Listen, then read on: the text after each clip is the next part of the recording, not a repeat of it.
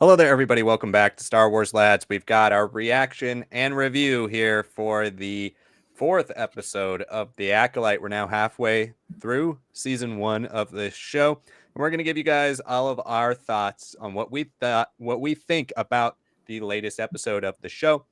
Of course, this is live Q&A, so if you're joining us right now live, send in your questions. A lot of you have already started to do so. Send in your questions, your comments. It can be about anything really. We like to stick to Acolyte mostly with this, but we go for about an hour and a half to 2 hours on these streams. So if you have other non-Acolyte things to send into the chat, we do have some non-Acolyte things already here. So send that in, and we will get to it as soon as possible. If you want to make sure you get your chat answered, though, we do first come, first serve based on the order they're sent in. Make sure you send in a super chat. Helps out with the channel, and it does support us greatly. Get your comment sent back to the top. So all good things with that. But if you would, that is completely up to you. So make sure you do that if you would want to make sure you get your question or comment answered by us live. So we're going to start like we always do here with our review. So Sonic, this episode, probably the best one so far. For me, that's not really a high bar. I have not really enjoyed much of the show. It's been okay. Don't think it's been anything special, but it is all over the place. And returning here with this fourth episode, I did think this was yet another episode that was kind of all over the place, but at least pacing wise, at least plotting wise, this was the most solid of all the episodes. We have all the main characters from the first two episodes returning, no more flashbacks in this episode, and we focus in on the Kofar storyline that we've seen so many shots of, right, in the trailers. This has kind of been their centerpiece of all the trailers and marketing packages they've shown us. So getting to see this with it within the confines of the story of the show was quite interesting. We also have finally that reveal close-ups of our Darksider. Still no confirmation whether this is a Sith or not, but this is a Darksider, and we get to see this character in action for about 15 seconds before it cuts and ends, and we go to our tag for the next show. Really, it is a massive cliffhanger for episode 5. We have a lot to talk about here. Yeah, I don't. Kamir, I think he's the Sith Lord. I really do think he's the Darksider. But what do you think? What are your thoughts on this week's episode of the Acolyte? Yeah, I think this is more of a classic Star Wars episode. To me, it feels like very EU-esque. There's just things that are happening. Everyone's in a group. You're going to do these things, investigate. Situations occur, light side, dark side kind of have their face-offs. Yeah, it feels like almost very Bantamera-esque to me about like just like, okay, now everyone's gathered. Now everything's going to happen. And yeah, it definitely felt like the beginning of a lot of those books too, because there's always a lot of quick interchanges, exchanges, setups for the next book, for the next part of the story to happen here. So if I have a criticism of that, it's just that it's a little too fast. Some of them are like very exposition heavy. I don't think it was anywhere as clunky as the first two episodes. I think it was more of like, this feels like I'm watching a Star Wars prequel movie again. Felt reminded me a lot about like episode 2 and episode 1 and just the way that Jedi talk. So I was a lot more fine with that than I was with the first two episodes. But once they got moving, right, like, we have our fun here for sure. Like the Glup Shido of Basil, really like that character. It's an EU character from the old Han Solo books from Mm-hmm. Brian Daley. So I really do appreciate that we're getting a little bit more of these interesting, weird, unique creatures. A little bit more of a redesign here, right? I don't believe they really wore clothing, but I hope to see more of Basil. I'm very curious how Basil's going to figure into this fight sequence, if he is even going to be here, if he's been flicked away with OSHA or anything. But it looks pretty cool. I like the design. Yord fans definitely have a lot more of like the Yord who's like obnoxious and like pretentious about things. He's like, other people want to learn Skywalk, right? Because they want to talk to Wookiees, but not me. I learned something more nuanced. And I'm like, oh, of course, right? So I'm liking that those character elements that have been there since that first episode are really brought immediately up to the forefront again in this episode. I'm liking some of the developing relationship between Jeki and Osha, like especially since they're both Master Soul apprentices. I really hope that if we end up having more time with Jackie if she's not killed off in this next episode or anything, that we get to actually have some discussions, some meaningful moments between them, or at least Soul can give some of that towards Osha, some more like character development, some things we don't know about her. Because I do like this dynamic. I wish it was a little bit more present in that second episode because I think a lot of what they have here in the third episode is just like slightly accelerated in their relationship. They're very comfortable, and I think having a few more moments of like comfort and contact, kind of how Yord and Osha have in this episode. I felt like a lot of their stuff made a lot more sense to me than a lot of the Osha and the Jackie moments. Like, yeah, they're nice, they're friendly, but I would assume Yord would be the one because of their relationship, like because they were younglings together, that he'd have a little bit more to say, and he does. And I think there's a lot of payoff from those first two episodes in his moments with her. Whereas Jackie, I feel like they're just trying to catch her up, and I'm not feeling that quite yet, and I'm not sure if we're gonna actually have a lot of time with her, especially with how this episode ends. Yeah, I mean, always enjoy Master Soul. I like the little bug creature. It feels like this is where most of the budget has gone so far of the 4 episodes we've seen.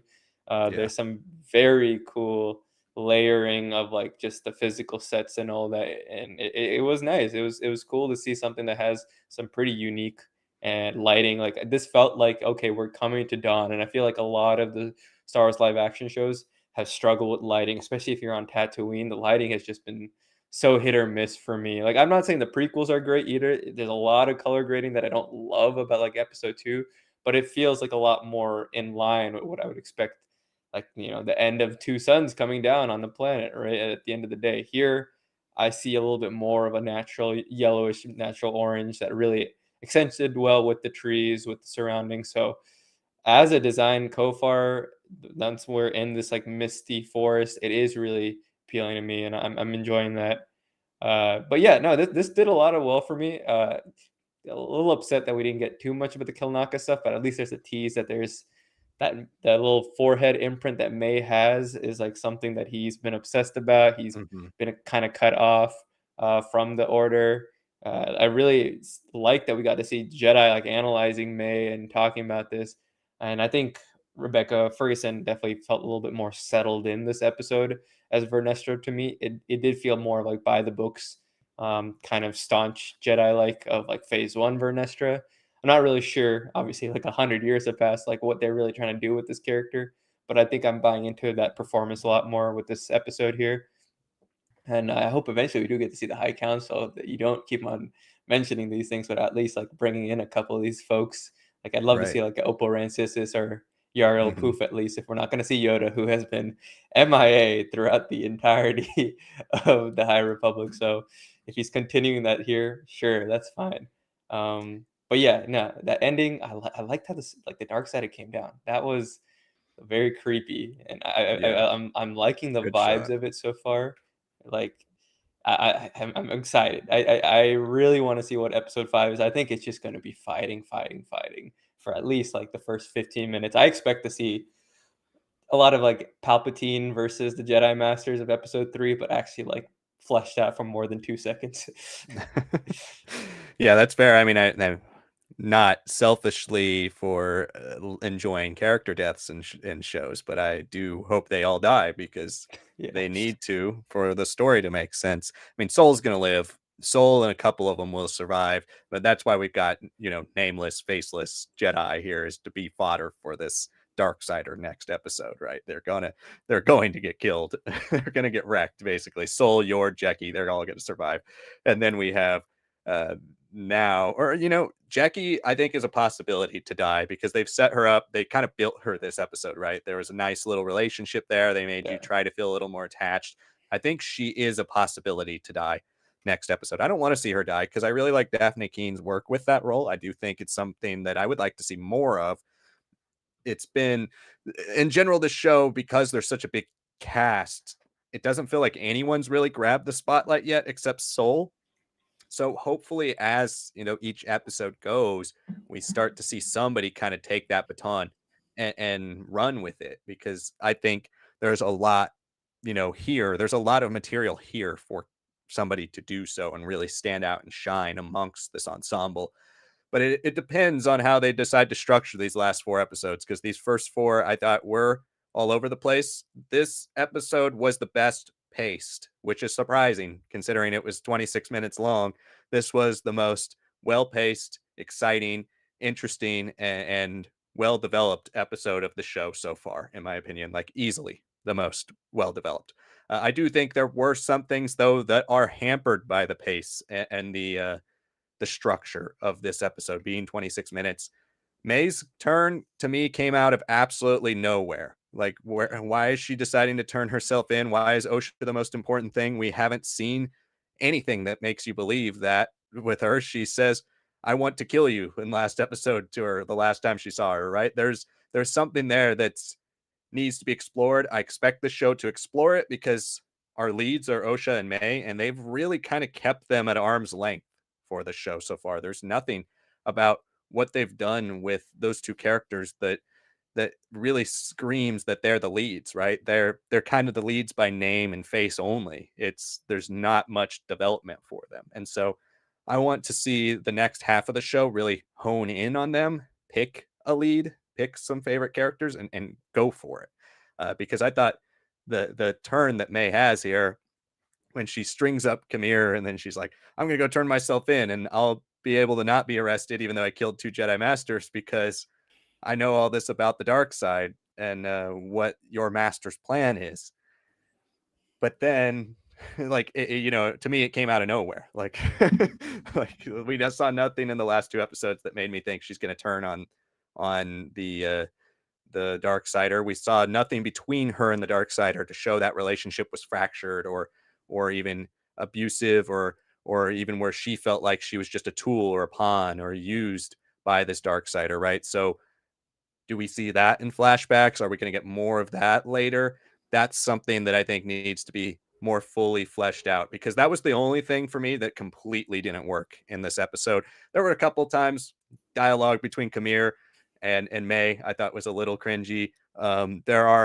It's just a pet peeve of mine with a lot of Star Wars recently is sometimes we try to give this like grandiose, like high English type of language writing to the Jedi or the Darksiders in these movies and shows, and it doesn't need to be like that. One of the things that made Star Wars so relatable is that George Lucas wrote Star Wars in the 70s to feel like 1970s America. It made it relatable, and so sometimes using words that just don't really fit Star Wars, I think, can become a habit for a lot of writers. It's not just Acolyte. Acolyte rarely done it, I think, but I thought there was some of the dialogue between those two characters I thought was a little bit over the top. So those were the only two big criticisms I had with the episode. Besides episode length, I just generally wish it was longer, but I thought this was a well-made, well-paced episode. Loved Basil. I actually did really like Basil, and I like kind of the reference there too, because Basil, for those of you who know your Disney, Basil of Baker Street is the great mouse detective. He is, and this is kind of like a little detective rodent. So I thought Yeah. that was kind of an interesting parallel. I enjoyed that. And then the action. I mean, if this end like last 30 seconds is representative of what we could get next week, like you're mentioning, so it's going to be exciting and it's going to be like something we haven't seen in a long time. If we see a Sith Lord, or not even a Sith Lord, even if he's just a dark side user, somebody just wrecking shop on Jedi and really getting to see that action up close and personal. Because like you were saying, they're saying this show cost $180 million and we haven't seen any of it, right? Like even the bug scene, they fight one bug. It could have been like 20. There's a bunch of them there, right? They didn't turn that into an action sequence. It could have been. A lot of other shows would have turned it into an action sequence, but they're saving that budget. They're saving that those effects for something else. And I do think next episode might be it. I hope the episode starts with like 10 minutes of lightsaber dueling. That would be amazing. And if these Jedi are running through Kofar and they're getting stalked by this dark sider, like that would be awesome. I'd love to see that. That would be such a great start to next episode. So hopefully they deliver on that. I wanted to see some awesome Jedi and dark side stuff when the show got announced. We haven't seen it yet. This looks to be a promising start for it. Those are my thoughts on this episode. I did also like seeing a Syrian Jedi. We don't really get confirmed, I don't think, if that was Kiari I don't think so. It shouldn't be based on his age in Legends, but they could change it. So I could scroll back through the credits of that during the stream and make sure. But yeah, enjoyed a lot of aspects of this show or this episode. Think it's trending in the right direction. Still have over half the show to really rebound after the first 3 episodes. But I do think this is a step in the right direction. So again, for those of you who are just joining us, we do live Q&A. We just gave our thoughts, our review on this episode. We do live Q&A in the chat. So if you would like to have your comments or your questions or your theories or anything about this show mentioned in the stream, send it in to the chat and we will get to it as soon as we can. It is first come, first serve though. So if you want to make sure you get some chat featured on the episode here, as we do limit it to about an hour and a half to 2 hours of show, send in a super chat. Helps out the channel greatly, and it does get your comment boosted to the top. Okay, so let's start with the comments here, starting with Anthony Tiff, who's joining us again. Thanks for joining again, Anthony, who says, "Hi, guys. Do you agree with my idea that Darth Vitiate is the most powerful legend Sith Lord? He created 2 galactic spanning empires, cheated death multiple times, and lived for over 1,500 years. Also, one of the things that has frustrated about EU purists is they're inconsistent about the Chosen One prophecy. They were upset about the return of Palpatine in canon, but he returned in the EU. And even, okay, we'll talk about Palpatine right after. But as for Vitiate, Vitiate is easily one of the 2 most powerful Sith Lords. It's undebatable. It's him and Palpatine. I think it's very hard to compare power levels between Old Republic and everything post Phantom Menace. I think especially when you have Sith or Jedi tied to film, right? They're inherently a bit more grounded than they are in books and comics, or especially video games, which is where Vitiate mostly stems from. So it's tough to say which one is actually more powerful. I know most people have the argument that Palpatine is more powerful, considering he's a Bainite Sith who, each Sith is supposed to be better than the last one, and you keep elevating or leveling up every time there's a Sith, and Palpatine's kind of the ultimate one because nobody really ever beats him. Vader kind of takes him while he's not paying attention, right? It's kind of a cheap way to defeat him. So Vader doesn't really ever graduate above him. So Palpatine is kind of the top dog of those Bainite Sith. I love Palpatine, so I'd love to go Palpatine. He does, when he comes back in Dark Empire, he is ridiculously powerful. So if you include the Palpatine Reborn, I think I'd go Palpatine, but Vitiate has far more feats that you can just look to and be like, yeah, I mean, that's absurd, right? So I don't know. I think it's the nature of the mediums that are hard to compare, but I wouldn't argue with anyone who says Vitiate is the most powerful. Yeah, and I to add to that, it's not that he's necessarily like on like a comparable level of Palpatine. Like arguably he's just leagues above it. But it is also an interesting thing to look at because he's his kind of origin is that he sucks the whole planet's life and like decimates it to get his vitality. That's why his name is Vitiate. It's like a little bit of a play on word there. And then, he's got the whole Knights of the Eternal Empire storyline where he's like, I was Darth Tenebrae and you defeated me.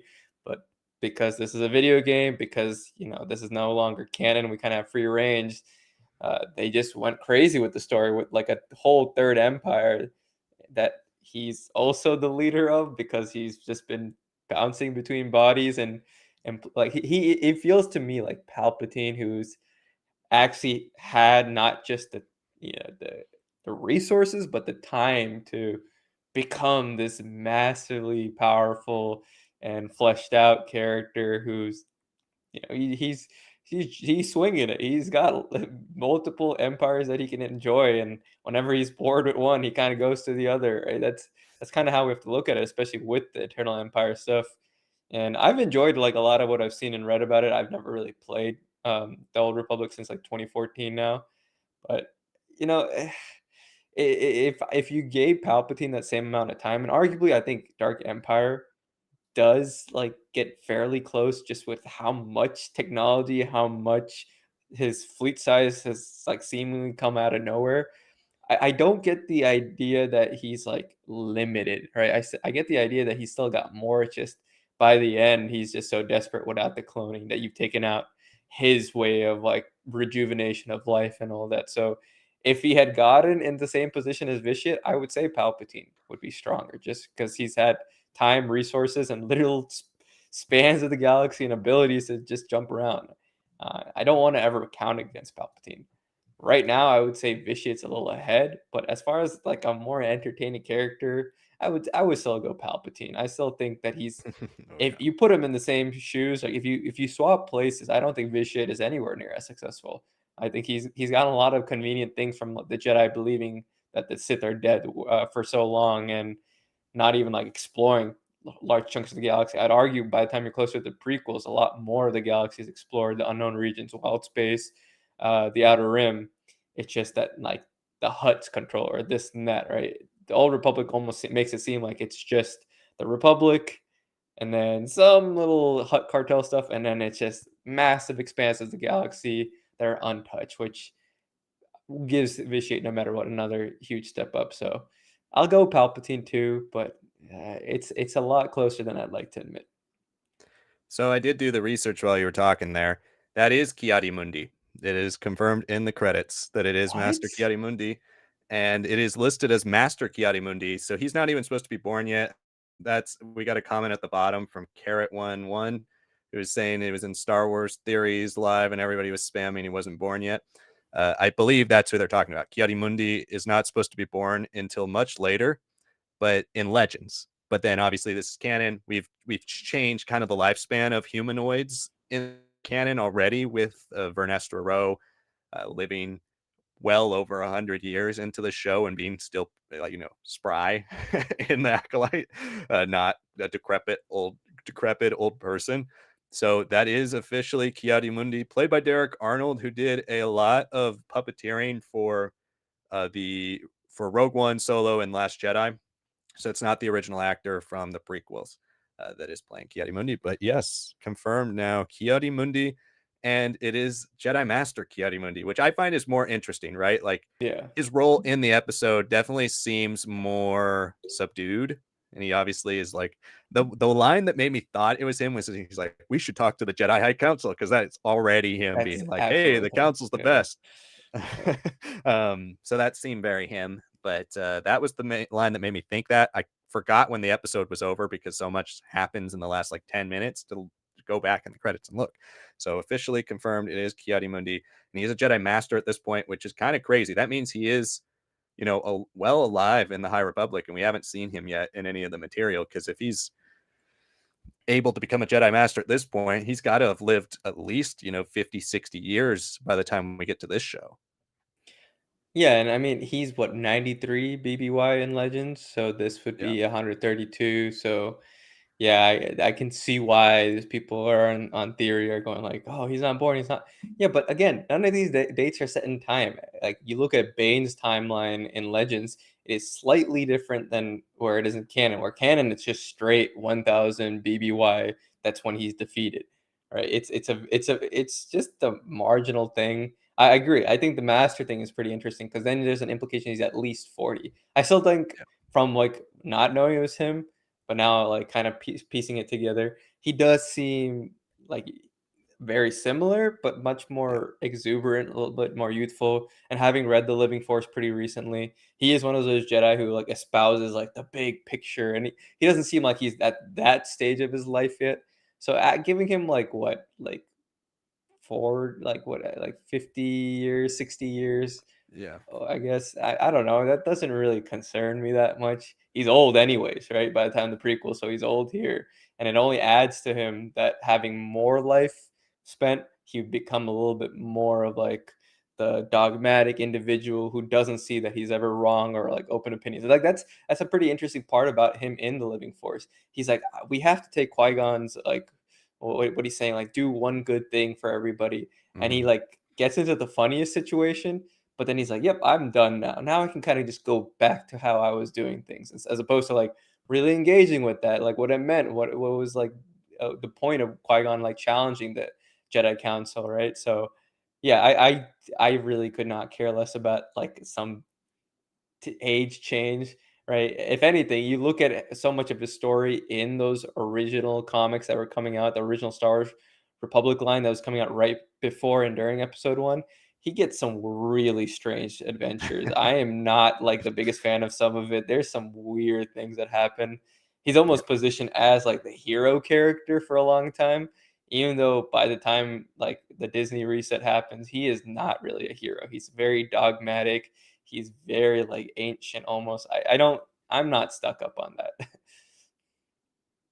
Yeah, I don't really care about the change of the age at all. I think it's something that it's a dramatic change of age. Like, I think I would have preferred maybe a little bit younger, like Jedi Knight, maybe Apprentice. I know when I made my video talking about all the characters who could be in this show, I definitely thought Mundi was one of the least likely because he's one of the few Jedi Masters from the Phantom Menace that we actually had a birthday or a birth year for, and Yeah, Legends. But it doesn't matter to me really that he's that they've changed his age. I do find it the only thing I find frustrating a little bit is like now it kind of contradicts a little bit with High Republic material that we've already gotten. Like I feel like he's, looking at him, he doesn't have gray or white hair yet. So he is relatively young. Maybe he just was appointed master early. He does look a lot like the concept art for those of you uh, who know the High Republic Phase 2, he looks like the concept art a lot for Charwil Roy, who's also Syrian, kind of that same hair color, who's a younger Jedi yeah, Master as well. So, they obviously age slower. So he's either way older than we thought in the prequels, or he's, you know, they've changed Syrians to now live a very long life. Which is fine. That's completely fine with me. It doesn't really matter. And we could still do a lot of his stories from Republic if you really wanted to. And most of those are not beloved. They're pretty controversial. yeah. So we could still do them though if you wanted to, because those are very young Mundi. Those are like Jedi Knight Mundi. These are this show already made him a master, so it could be somewhere in between Acolyte and High Republic ending, because there is about 100 years, a little less than 100 years between then. So maybe he's like a youngling or an apprentice in High Republic. Maybe we'll get to see that at some point. I doubt it at this point, but maybe we will.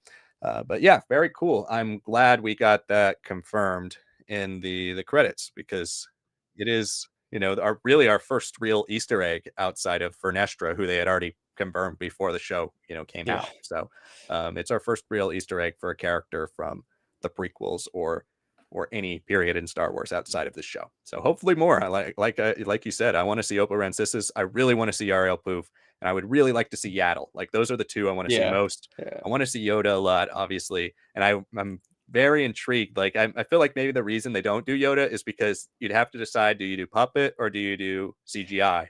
Because George Lucas obviously went back and changed him to CGI and Phantom Menace before he sold Star Wars to Disney in the 2011 Blu-ray version of the Phantom Menace. So officially, all three prequels have him a CGI Yoda. Do you go back and do puppet Yoda, which I feel like, that was one of Disney's big things when they bought Star Wars, obviously kind of catering to those people who said, "Oh, I hate the CGI in the prequels," right? When before The Force Awakens came out, but they have been big on practical sets and costumes and animatronics and puppets and stuff. So I would love to see young puppet Yoda, especially if he doesn't really do anything. Yeah, I wouldn't mind Yoda. He has just been MIA throughout the High Republic. It's hilarious because it's like he's not even in a position to be like MIA. Like, yeah, sure, he's not like staying on the council, dealing with things on Coruscant. He's in a Jedi Star Hopper with a bunch of Padawans. But literally by the second issue of the Young High Republic Adventures, right, comic series, he's like, I gotta dip because I gotta figure out some stuff about the mystery. And then he shows up in a book, Midnight Horizon, and then I I mean, he's had more time, I'd say, in phase 3, but it's just more of the classic Yoda that we got on where he's like, let's have a little discussion. Let's have let's talk it out a little bit more. So it feels very prequel-esque in phase 3 so far. But yeah, I don't think I'd need him necessarily for this story because whatever Vernestra is going through, her choices to like be very careful about this not becoming a big scandal with the Senate and all this and that. It seems like I don't know. It's very different because if you know anything about her story, she has like the opportunity to go on one of the more mystical, more like out there Star Wars concepts like that, like separates her from other Jedi. She's got a lot of visions to her character. Mm, This one is someone who feels like very pragmatic. And I know yeah. Rebecca Henderson just had like a quick interview come out where she talked about how like she read every single High Republic book in preparation for the character portrayal, and that's awesome. But I'm so confused, like not confused, but I'm just like, what really happened in that 100 years to make her become way more like staunch about her choices, way more careful and this and that? Because a big part of her journey is to get away from that in the first place. Right. Now she's kind of come back to it, and I know this age, she's 100 years plus, but now I'm also wondering, like, is she really someone who's like on the High Council? I would have thought she was, but now I'm like very curious if she's Yeah. almost been asked like stay away, like do be who you are best and like deal with these situations before they escalate, right?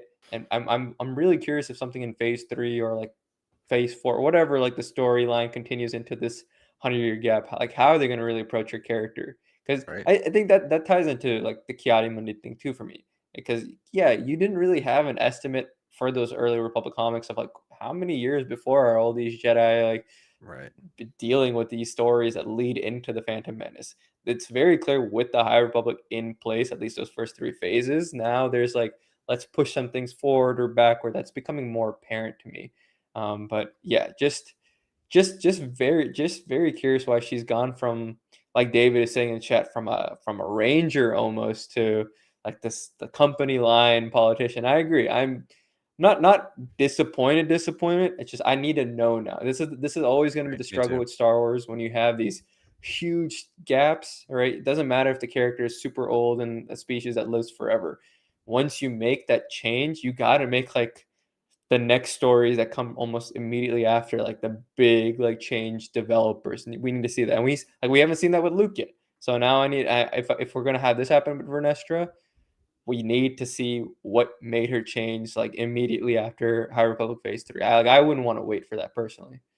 Yeah, I agree. I wrote down in my notes too after that whole interaction. I wrote Vernestra is far too fierce and direct in this. Like we have seen that evolution from obviously junior novels to young adult books, and then now she was even had a decent role in Temptation of the Force. So she's graduated, she's older, more mature, right? But one thing that's been consistent about her is she's kind of a nervous person. She's somebody who has these quirks, but isn't really somebody who is confident enough in like how different she is to really embrace them. And she grows and changes and becomes more confident across the books, right? That's been one part of her big arc. And so, but she is one of those Jedi who became a knight young. She is more battle hardened. I think that's something that's maybe a part of the end of her journey here with the High Republic in phase 3.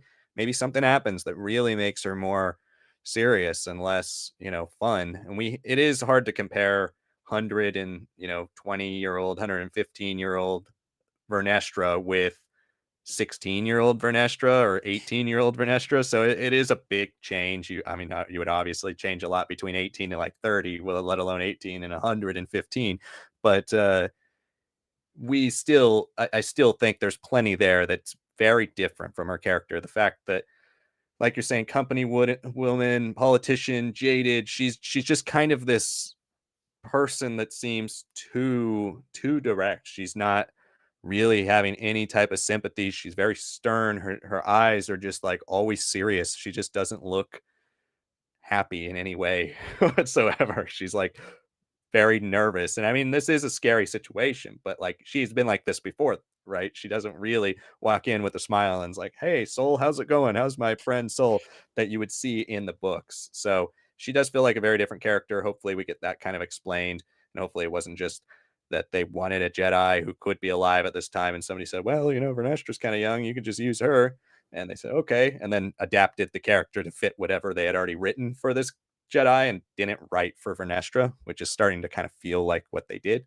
But yeah, hopefully we see a bit more of why she's so jaded here in the next few episodes. We do know she goes into combat and it looks like in Kofar because she's got the light whip in the forest, right? So hopefully she comes down and helps the Jedi here and we see her in action. But to David sent in a super chat. Thank you so much, David. As always, you're one of our longest supporters and definitely help us out all the time. So we really appreciate your comments and your conversation and your super chat. David says, the entrance of the Sith floating down to creepy soundtrack was such a cool intro. I absolutely agree. That was really cool and great shot too, by the way, in the background with it soft focus on Osha with just you can barely see him floating down. That was very cool. Didn't it seem like he recognized Osha? Too obvious to be Kamir? Question mark. Okay, yeah, I'm interested in why he stared at Osha for too long. Maybe he wasn't aware that May had a twin, and he was kind of sizing her up, or maybe he was sensing. We know in this episode, Osha talks about when she touches the mind of the bug, basically, she could feel the bug, but it wasn't at peace. You know, she like basically says she made it agitated because of her connection to the Force, kind of alluding once again to the fact that she's got a dark side to her, like May. And so I think it is maybe in somewhere in between. Maybe he doesn't know Osha has a twin. I mean, May has a twin, and he's staring at her face and is like, "You're not May, but you're somebody else." And I kind of sense the darkness in you. I think that's part of it. I think he's sensing the darkness in her and kind of getting a feel for who she is. And then too obvious to be Kamir. I don't know. I do think Kamir is easily the most likely person. I even went back, and one of the things about the Darksiders costume that intrigued me in this sequence is that he basically has nothing on underneath the robe. It's like the robe and the helmet, right? And when Kamir's carrying some bags and stuff, could have very easily hid this helmet and this robe in one of those bags and then changed into a quick change. Like he doesn't have a tunic or anything on underneath. You see his bare hands when he's using the Force, and you can see like up to his arm, like basically up to his elbow when he's using the Force.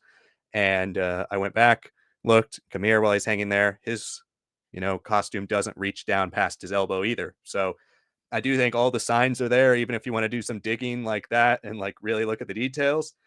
I feel like it has to be Kamir. We also don't know, like they have not said anything about this Darksider. They haven't said who's playing him, who's voicing him, nothing. So I do think it's somebody that's in the show. It's somebody in the main cast because they're not going to just keep somebody hidden, and never bring them to any events, never bring them to any press tours, not even the premiere, nothing. So I think it is somebody in the show. I do think it's Kamir. I think it's very, very likely it is Kamir. I've been feeling that kind of since that second episode, but we'll see what they reveal next episode.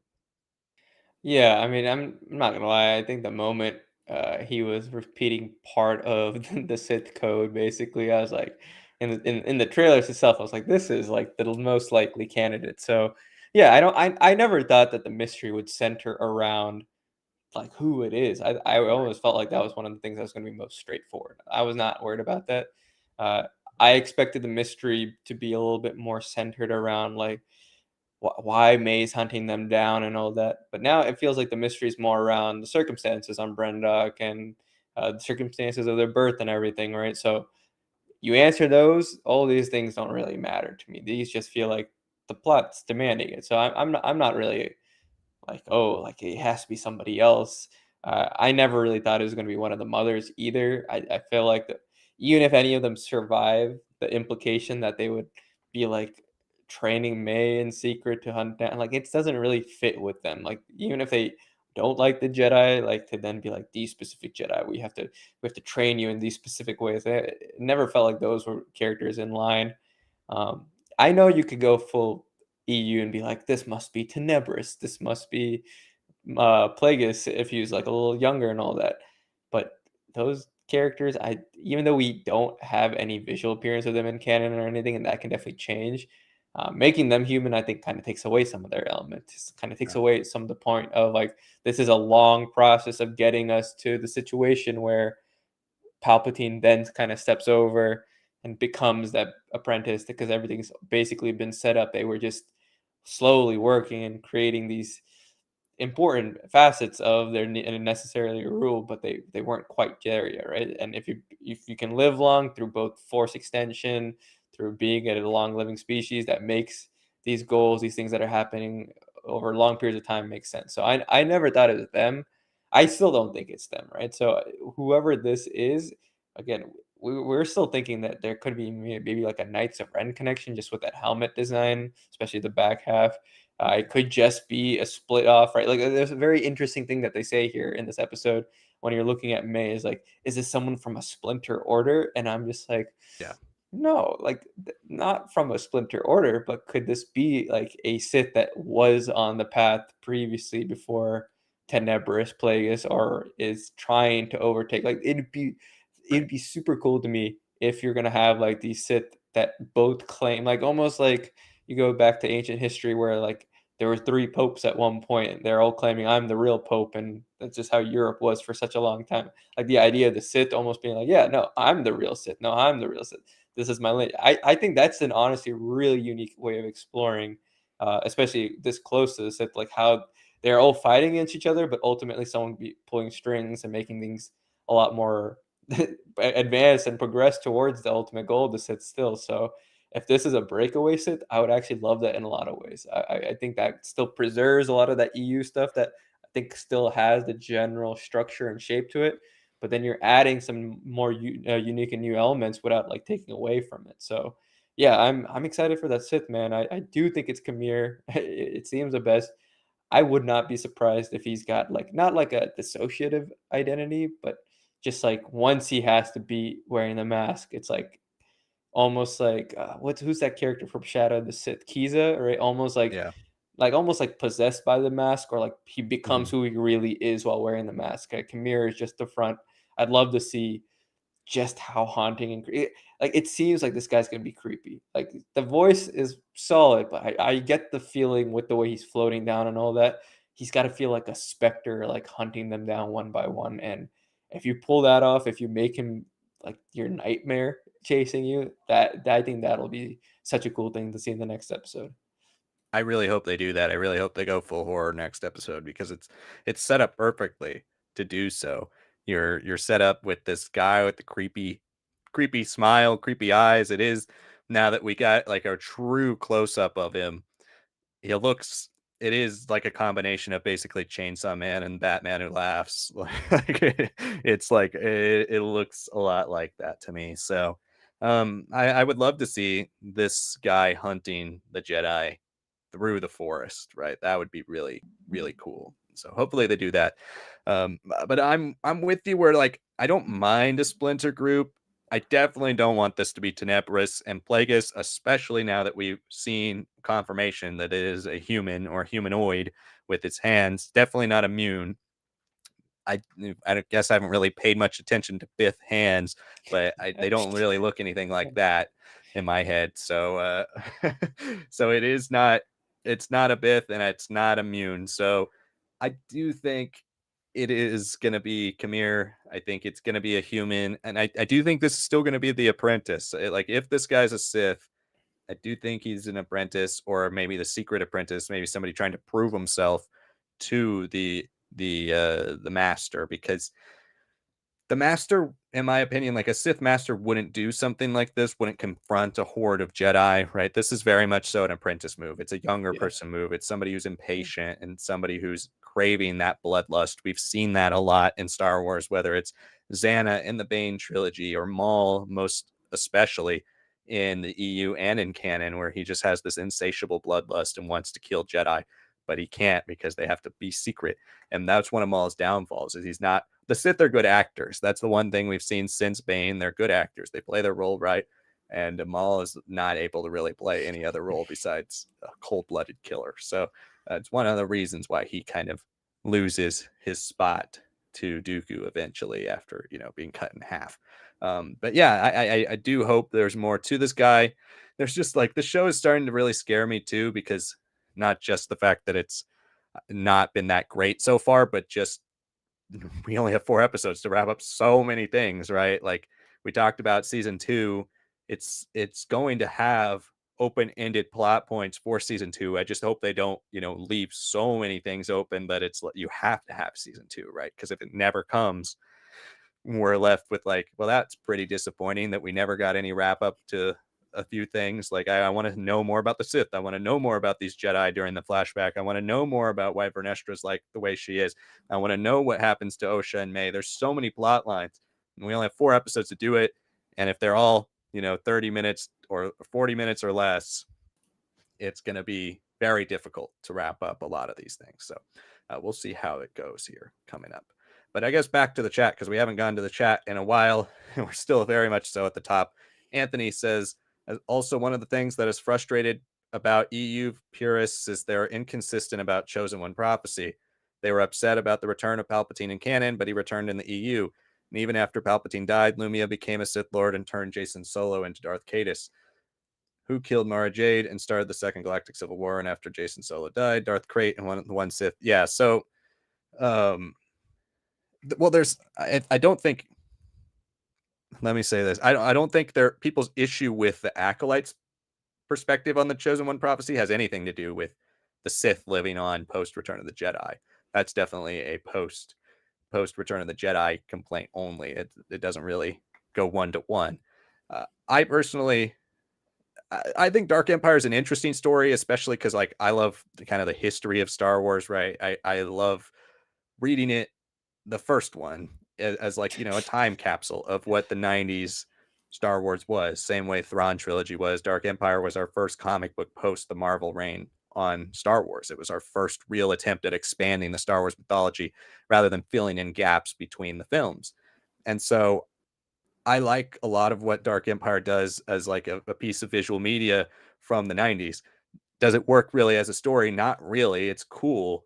It's got a lot of interesting, cool visuals, but that's kind of all it is, right? It's meant to just be an awesome looking comic book. It's not really meant to have that much thought behind it. It's not really a creative or thoughtful piece of Star Wars storytelling. And so I'm not a big fan of Palpatine returning in any of the media, but I do understand that people are contradictory where they hate Palpatine in Rise of Skywalker, but they love Palpatine in Dark Empire. But I do think there's been a lot, even with EU fans, I feel like there's been a retrospective about Dark Empire. Like, it doesn't seem like people truly love it the way they once did, especially post prequel lore. So I don't know if people live and die by Dark Empire anymore. When it comes to Jacen and when it comes to Darth Krayt, I think that's completely okay. Like, to me, Anakin's victory and destruction of the Sith doesn't necessarily mean an entire religion is destroyed for the rest of time, right? I think it's a fine thing to enjoy the stories of Darth Caedus and the stories of the one Sith, and still, be a fan of the way Return of the Jedi ended, because it's so far removed from Return of the Jedi, right? Darth Caedus stuff is over 30 years after. It's not, I don't think, out of the realm of possibility that somebody could return the Sith religion, especially an acolyte of Palpatine like Lumia was, and bring back things about the Sith. It's not Palpatine returning and then starting a new Sith, out of nowhere. It is more so built up from the mythology. So I don't really have much of a problem with that, but I get your point, Anthony. And people are constantly willing to pick and choose which things they want to use to support their argument for why they hate something new and why they, love something old, or vice versa. Yeah, yeah, and I mean, you can check up on our channel. We have reviews of all three Dark Empires. Um, the first one, there is value to it. It's the whole problem about the '90s era of Star Wars is that everything when Bantam was the publisher and comics for under Dark Horse, they weren't really like structured. Like we have some complaints about canon, like with the Ahsoka novel, with the Kanan origin story, right? Like those things are still like annoyances to me. And I have a video coming out that kind of like deals with that, some little bit of explanation, and it's tied to Bad Batch, tied to Ventress, but it's just like it's better handled now compared to '90s. Anything is better handled. Late '90s, early 2000s was way better handled than the '90s under Bantam with Del Rey. Like Del Rey made a big shift towards serialized storytelling that actually has weight and value right from the start. With Vector Prime's whole like, hey, we're gonna kill Chewbacca. People are like, what? Why are you gonna do that? Right? People still today are mad about that. Like you can ask New Jedi Order people fans, they'll be a little upset about that too. And there are people who just we're never going to read any other Star Wars books after Bantam because that's how Del Rey started. Get rid of our favorite character. So yeah, I mean, I don't know. I'm not the biggest fan of Dark Empire 3, and 2 to me kind of is a bit of annoyance because there is Cam Solusar, who's a great character, but he has zero development outside of like a couple years in the EU, and his book that would have tied in that you can find the script for Light Rider, right? Or Lightsider. That was like a pretty fascinating book that was just canceled because they didn't like the direction or they thought it was just too strange and meta. So like there's a lot of weird things around Dark Empire as a whole that I just don't think they even made sense then, especially with how like successful of a series that the Thrawn trilogy from Zahn was, how much more focused it was and more deliberate about its military science fiction building and its political structure and stuff. There's just more like tools that Zahn employs than I think White kind of employs for Dark Empire. Dark Empire is just pure fantasy. Like there's some cool machines, there's some cool characters. There's literally a floating orb dude, right? Like as a character. But yeah, that's it's got some interesting setup, but it's not anything that I'd live or die for. It feels like if you could have put that 30 years later, I think I would have bought that more. Having it within a year of Thrawn's return to the galaxy when he's struggling so much to gather resources, especially with the rest of EU once they flesh out all these other warlords that he's trying to borrow forces from, well, like justify why he was still limited, right? Seeing Palpatine be like, "Yo, I have the Eclipse, a super Star Destroyer dreadnought that's like 2 times bigger than the Star Destroyers that we have here, and I have super Star Destroyers, and I have all these world destroyers and all this." That stuff I never really liked. And I frankly, I also have issue with the Chosen One prophecy and then having Palpatine return and then Luke being like, "I'll infiltrate the dark side." That never really worked for me. And it's such an excuse that Zahn basically had to write it out, be like, "Nah, that's not really what was happening." It's just like nobody liked it, I think. I think people like how fun and unique that story is and like exciting it is, especially being visually heavy compared to Yeah. anything else coming out in the 90s. But once you got like Tales of the Jedi, once you got these books really being fleshed out, once you got Del Rey taking a little bit more serious Star Wars storytelling, I don't know, you kind of lose the appeal pretty quickly in my mind. So yeah, and Lumia is a whole other bag.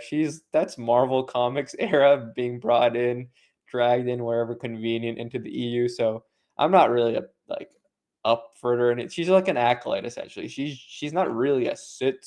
I know she's Darth Lumia and all that, but she goes by Lumia more. And whatever she does with Jason, I'm also just not a big fan of the Second Galactic Civil War. I think there's a lot of New Jedi Order that Legacy of the Force undoes in terms of like being like a very definite end. I don't think you necessarily had to like make everything go wrong and painful again, especially with how chaotic and destructive New Jedi Order is. One Sith, yeah, it's whatever. Like you're just stretching with a character who's like in the prequels, and then now you're like, oh, he's alive 150 years later. It's like, okay, like at this point, it's just because late EU is just so obsessed with like connecting whatever's happening right now with Mhm. the timeline. So yeah, Chosen One prophecy, for all I care, is just something that could have been misinterpreted. The movies interpret it fairly well, considering it's a later creation. Anything that comes after that, I hope that Disney at least takes a little bit more time and consideration for placement, for weight, and whoever is ultimately like a new Sith or a new Darksider. Right. And I like, the one Sith more as an evolution out of out of Return of the Jedi, right? Because I think, you're never going to kill, even by killing the figurehead of something, you don't kill the entire ideology or philosophy of the Sith, right? There are so many followers of the Sith. There are so many people who followed Palpatine and followed Vader who aren't Sith because of the rule of two, that it's not surprising to see an offshoot of that rise up, right? It's not, especially if they were suppressed while the main Sith were in charge, right? When Palpatine was in charge, they were not, and then they come and rise up when there's that vacuum, right? So I think even going forward, like into Rey's New Jedi Order or whatever it's going to be called now, Episode 10, if it is Episode 10 now, uh, there's an aspect of that to where I think you can go back to the Sith and not make them Sith, right? You can make them an offshoot, an evolution, a change. And I think that's what we were kind of all hoping for from like Kylo Ren and Snoke, that it was some type of evolution of that. And then they never really backed up any of the lore behind it. They just kind of said, yeah, Snoke is this dark side guy, took over, and oh, actually now he's a clone. And so it was always kind of like they had it set up to move into that one Sith type of direction, not necessarily the same thing as the one Sith, but like that type of evolution or changed or varied version of the Sith, kind of the offshoot, like you're just saying with this guy, the dark sider in this show. You have multiple factions, so we'll see how they handle that in the future. Upri Tibby says 10 out of 10. The ending gave me chills. I'm glad you enjoyed it so much. Anthony says the ending was actually kind of scary. Fully convinced the Sith is Darth Tenebris. Kind of wish May's sort of redemption was toward the end of the series. Yeah, so both of those points. I don't know if you commented this before I started talking about my review, but yeah, I think May's switch was just completely out of nowhere. Like it makes no sense. It does not fit the character that we've seen in the first two episodes, and it definitely doesn't fit the kid version that we saw last confront Osha when the last two times they seen each other, she says, I'm going to kill you. So I don't see how that character sees her one more time and it's like, oh, it's all changed. I just need my sister. That's the only thing I need. That makes no sense to me. And then I'm not convinced at all that the Sith is Darth Tenebris, but I would love to see, or at least the one we saw in the show, but I would love to see Darth Tenebris revealed maybe in the final episode. Yeah, I mean, with that second point there, it is the apprentice. Like we're saying, it's a younger Sith move to do something that's a little like pushing it, right? Like our plan is not ready to be revealed yet. Yeah. But here's a playground of like Jedi that you can easily cut through and haunt, and if you kill all of them, right, no one will know any difference. It's like if a tree falls in a forest and no one's around to hear it, did it actually fall? Right? It's kind of that sort of thing. Sure, there'll be like a lot of Jedi killed, and you can say lightsabers, all this and that, but you have your candidates to blame it on, like Osha and May, right? Not poor Basil, of course not. He would never do something like that. But yeah, no, like I get what you're saying there about having it be Dark Tenebris, but it's better to keep these characters who are already established in their species. And timelines, like we're saying with the Kiadi Mundi comment before, we don't care if it's like a 30, 40 years or 5, 10. It's more when it's like the timeline changes so drastically that it's a different era, then it's kind of wrong, right? Then it doesn't really make sense to us. So like Kiadi Mundi being involved in this show as like a master already and all this and that, yeah, like that's interesting. That's strange, but you have to look at EU doesn't have a High Republic equivalent. It is a whole fresh thing. It is setting up the fall from the ideals. It makes sense to me in that sense. So what I'm seeing here with you know this character, this dark sider, being Tenebris, nah. But you can have fun with it. You can do something different. You can be like there was an apprentice before Plagueis, and then by the end they were killed off, and then now we're like, okay, well let's go to Plagueis in season 2 when he's like a young kid or something. There's Right. multiple ways to fit this story, right? If it means that there's no Darth Venomous now, oh no, what a shame, right? Like I won't really care about Venomous in the same way I'll care about Tenebris or especially Plagueis. Yeah, I mean, if Chimera is the new Venomous, it's fine with me. I think, you know, Venomous is kind of a nothing character. He's there for as a plot device for Plagueis to mess around with his midichlorians, even though that doesn't sound right. But I feel like the way this Darksider came into this episode too, and like basically confirms the fact that they're also behind the witches, like because there's got to be something more to why these Jedi, right? Like when May decides I'm not going to kill Kelnaka anymore, he goes and does it. So he obviously wants these four Jedi dead too. I think there's something out of vengeance, out of spite. Like why these four Jedi? Why does this guy care so much about him? I thought, originally you think, well, they're just plot devices for May to grow as a dark sider, right? It's for her to get her revenge. But this guy obviously is seeking some revenge too out of them. So why these four Jedi?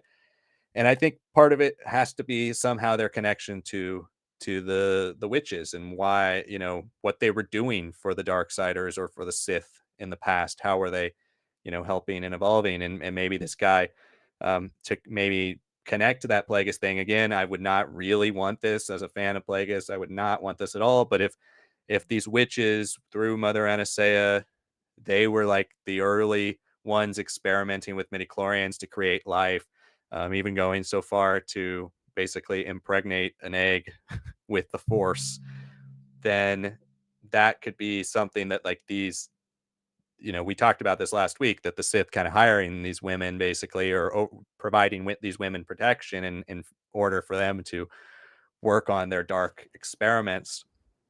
Maybe the destruction of these witches, the destruction of what they were working towards by their temple being destroyed. That is why this dark side are seeking vengeance on these four Jedi Masters, and now Soul is the only one left. So we'll see how that plays into the future. But yeah, that might be why he's also very protective of May and of Osha, because of whatever their part is in the experimentations and things that the witches were doing in the past. Yeah, no, I'm fully on board in that theory too. It would be a little strange if it was any other way. But then again, it's a full playground. Just whatever they're gonna do, I just hope it's well connected, well thought out.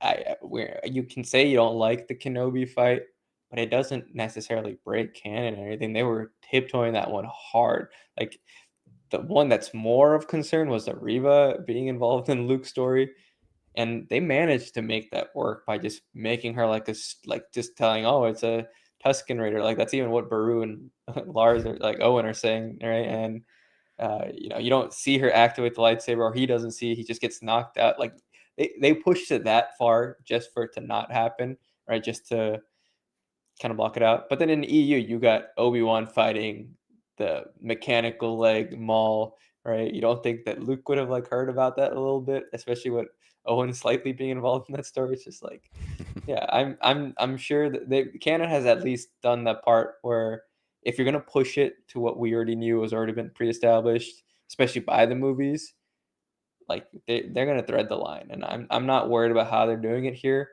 I'm just very curious what this like back half of Phase 3 of the High Republic leading into the prequels, like now the Acolyte kind of being the close. It's not a midway point. It's maybe like a third of the way through before the prequels. Like what becomes Yeah. our next steps? What happens in between?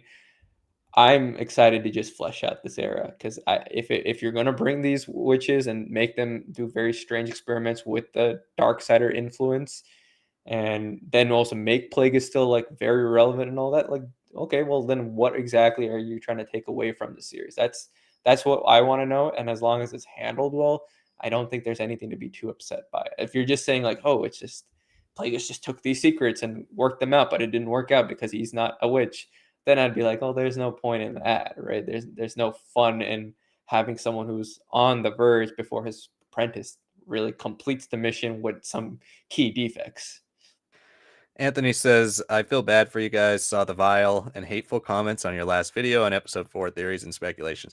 Hey, that just comes with the territory of being a Yeah. YouTuber, pretty much in any field, but especially Star Wars. So appreciate the support, though, Anthony. Always appreciate you coming and enjoying our content. Ooper at Tibby says, I think the Sith is Khmer because when May told him she would tell the Jedi who the Sith Master is, he seemed very scared. Yeah, well, he's she knows he's an acolyte of the Sith. I thought it was interesting the way they phrase a lot of lines in this episode too, where she's like, she in that scene just suddenly shifts. Right, again, I think it was a messy change, especially if there's nothing that goes back and like explain. Like if she's just kind of good for the rest of the show, I think that's a really honestly terrible character change. But she does call him, the dark sider, your master, to him. Like she's like very much so distancing herself from him in that sequence. She's like, I'm not, Osha's all that matters now. I don't need your master anymore. You can go back and tell him yourself. I'm gonna go with the Jedi. It comes out of nowhere, but it is um does lead you to believe that Kamir is more of the one that kind of recruited her, brought her on board. Maybe he got her involved with this Darksider, and that they are, together. They're a team in this, but she feels like she's not really a part of it. Now, that's not something we've seen whatsoever, right? And if we're showing that in a flashback, which I feel like we will, I think we'll show that flashback on how she gets recruited into the dark side group. Um, that should have come before. It makes no sense with this character change. I don't think that's like an interesting cliffhanger, like, oh, why has she changed now?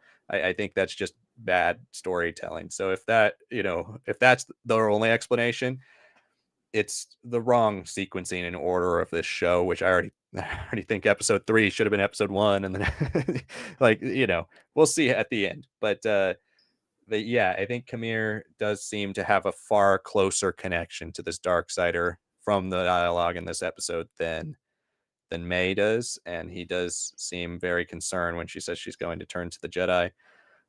But yeah, and also, we get that line too in this episode about he's never seen his face, the Darksider's face either. They have that whole conversation, right? They're kind of building you up, teeing you up for that eventual reveal. Yeah, yeah, and you know, I need to rewatch it. I need to hear exactly how she says it because I'm not saying it's necessarily poor writing. It's just poor writing in its placement, right? Where we're putting this episode in, um, like if ultimately this series ends up being something like almost like Pulp Fiction, where you have to rearrange it for the real story, I'll be like, okay, fine, but that's not fun to engage with week to week. For a movie, when you sit down, you're watching it, you're like, okay, that's strange, but maybe it'll all make sense by the end. And then once Pulp Fiction ends, you're like, oh, that's just like how he wants you to view it. But there's just so Right. many different characters, perspective, and I can see the ensemble hints and all this and that, the different planets. I can see that angle, right? But I don't know. I will complain about the structure of the show because that's the only thing that's really been my holdup. I don't think she'll turn out to be good. I think it is very strange that if that line is just like implying like, oh yeah, I'm just gonna dump it away, like the master. Like she's talked about this guy as the master, her master. Kind of, it's a little wishy washy. But then at the same time, she's not seeing this guy's face. She's not necessarily in a room learning from him. So I'm very curious how her training proceeded. I'm very curious why the separation exists compared to like you'd say a Dooku with his version of the Acolyte in Ventress, right? I'm very curious what the whole point of the separation is. Like if this Khmer is actually the Sith or the Darksider, and if the Sith Darksider is the apprentice to a bigger figure, um, what's the point of like the separation? It has to be something to do with the Brendock stuff, right?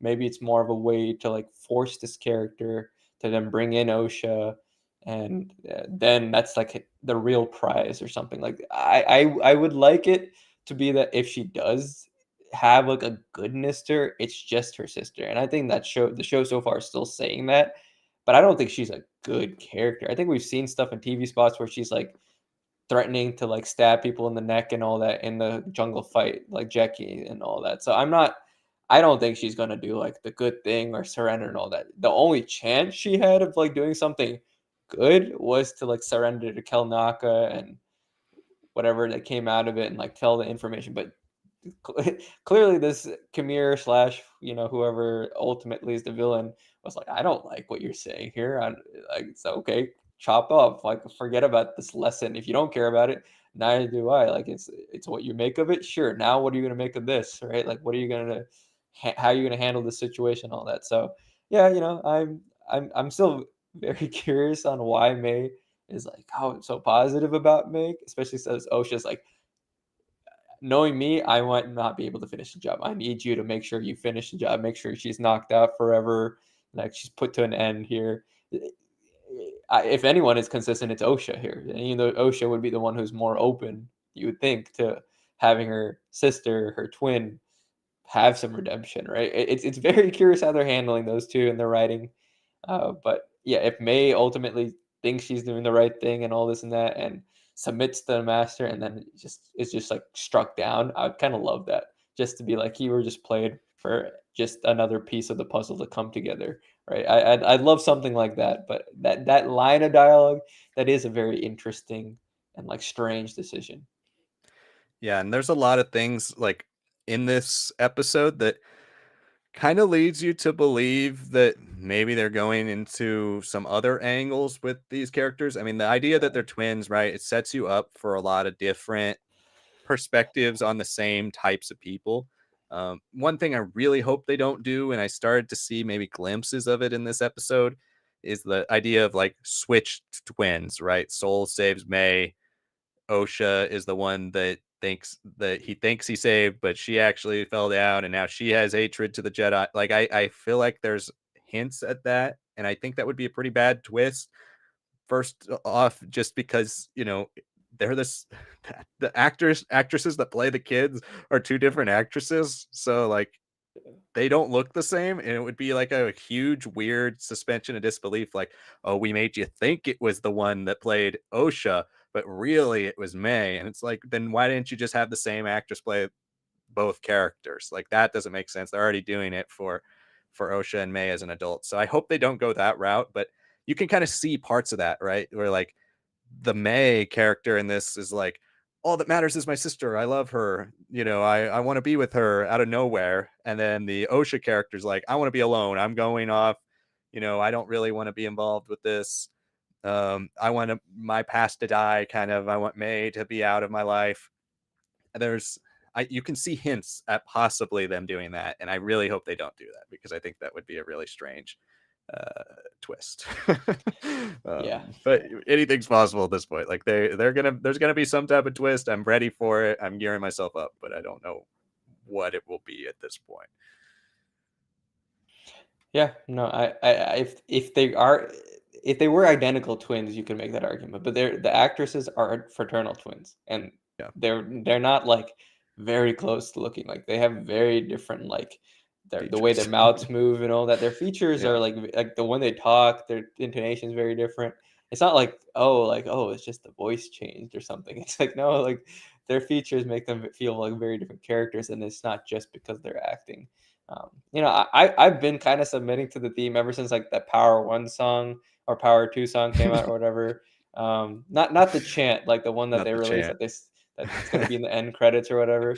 And before anyone gets riled up, like there was for Republic Commando the song called Ash that was like then taken and put into the end credits of that game. So you can use real life diegetic music. It doesn't really matter for end credits as long as I'm not hearing that in the show. I'll be totally fine. Yeah, So before anyone jumps on that, like no, like whatever, stop. But if we're talking about, uh, if we're talking about the idea of the twins, right? I think it's way more conceptually interesting if they're almost like split from one being, right? Like if there's some strange things about their memory, about their essence, or something that is then affecting both of them, right? Like something linked to the force that's affecting both of them, misrepresenting things for them. We still haven't seen a vision since that first episode, right? Or was it the second one? I'm not really sure when that happened. And I want to see what visions do to these characters, mhm, right? Because people were saying, oh, it's a forced diet.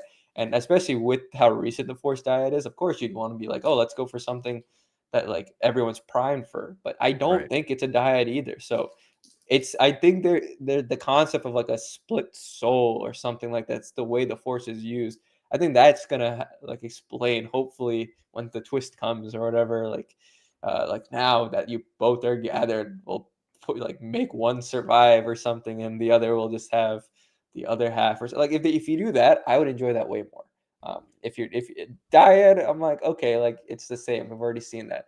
Switching places, I think you're losing the fun of this being a Star Wars show if you're just like, they were switched at birth. It's like, okay, then why don't you just have the same actors for the twins when they were little, right? You could have just done that in all the scenes. It's not hard to film two people in the same room. I guess you can't really touch or whatever, like hands and stuff like that. So yeah, I'm if there's anything I'm gonna put out there, I'm gonna put out like the idea of like they weren't meant to be twins, and that's what's Right. unique about them. Yeah, and that kind of like we saw right in the Kelnaka sequence too, when he was researching, there was that like yin yang emblem that's in the Last Jedi on in his drawings that he's looking at. There's a lot of the like dark side, light side duology that we see in his research. And so I think you could be on the nose with that.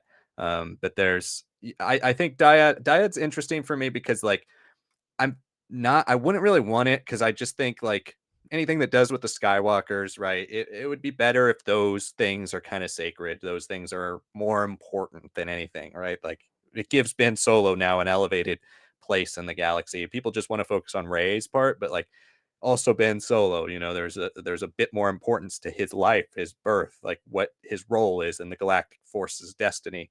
Um, and so I would prefer no dyad.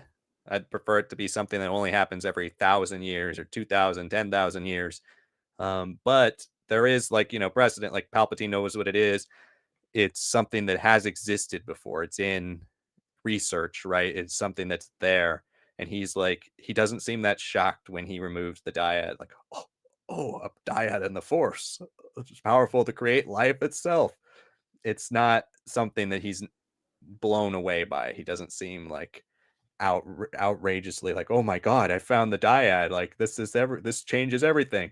So I think it's possible to do dyad, and it's possible it happens every couple hundred years, but I would prefer them to leave that alone too and just kind of focus in on their sisterhood as one of the reasons why the like the yin yang thing.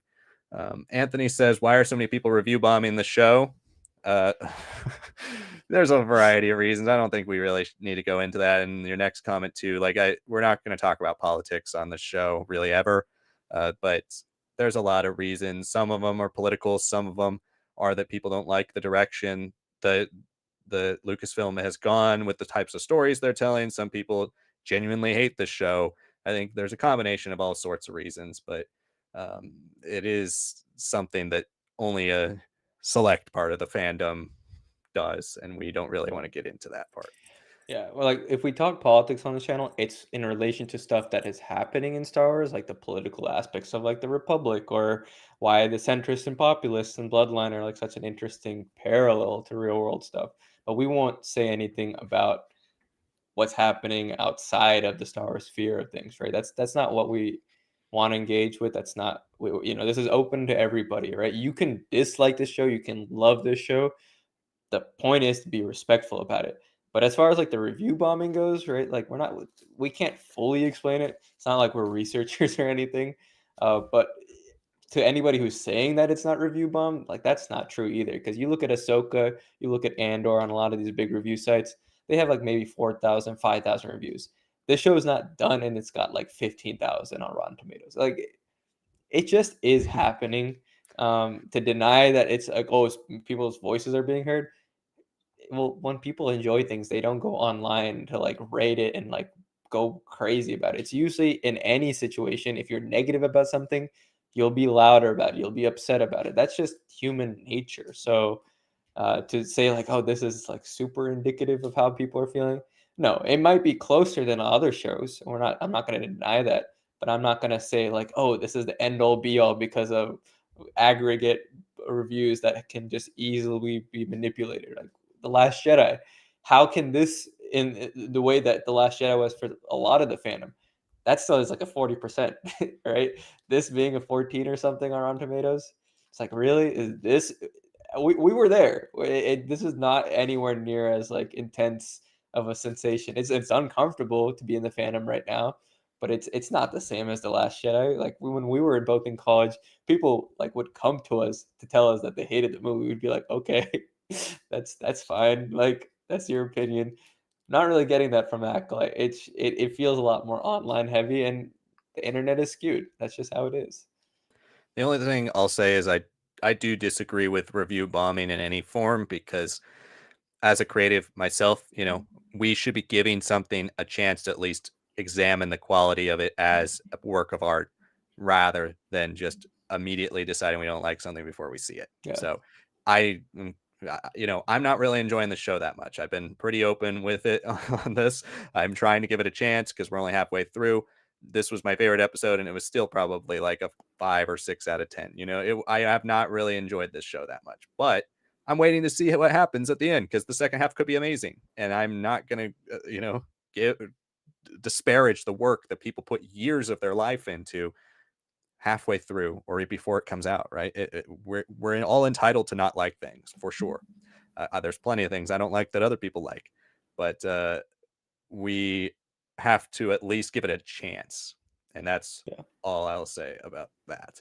But Anthony says, the woods that Kilnaka lived in Kofar gave me Mirkwood vibes. Did you guys get that from Hobbit Desolation of Smaug? Yeah, I think the way they shot, maybe the way they structured the sets was relatively similar. Mirkwood is very dark, though, Yeah. compared to this. Kofar was pretty much light the whole time we saw it until the very end.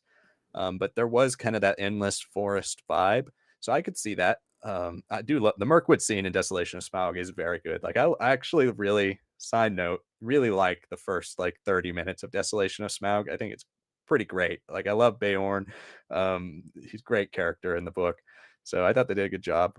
And he's better with the extended edition too. So yeah. Anyway, Mirkwood, cool stuff. I will plug that I don't love the trilogy of The Hobbit, but I like that fan edits that have come out of it that have made it more book accurate. So the one that I watched, the M4 book edit, surprisingly, a lot it has so much of Desolation because it is honestly probably the strongest on its own of the three films. But yeah, Battle of the Five Armies, that it wasn't a movie. It was always meant to be two movies, and then you lose Del Toro, and then you have to bring on Peter Jackson. Like it's a fascinating case study of like trying to repeat the successes with the same team and knowing that it didn't work out the same way. Even though you have better technology, you have everyone invested, right? If a couple things fall apart in filmmaking, that really makes a difference, right? So it's a very fascinating thing to look at a lot of the documentaries and behind the scenes for.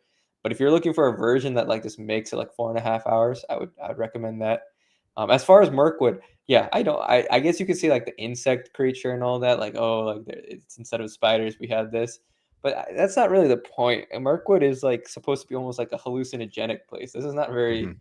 very much like that. I'd say the only thing that is like dark about it, in this episode with Kofar is that once May turns around after seeing Kelnaka, the light goes out, and it's not just because the Jedi are like blocking the windows. It does feel like the Sith or the dark sider is like changing the tone. Not, and he's not Yeah. using mist or anything. They're using like dark side magic or powers or something to like make this a moodier, darker place.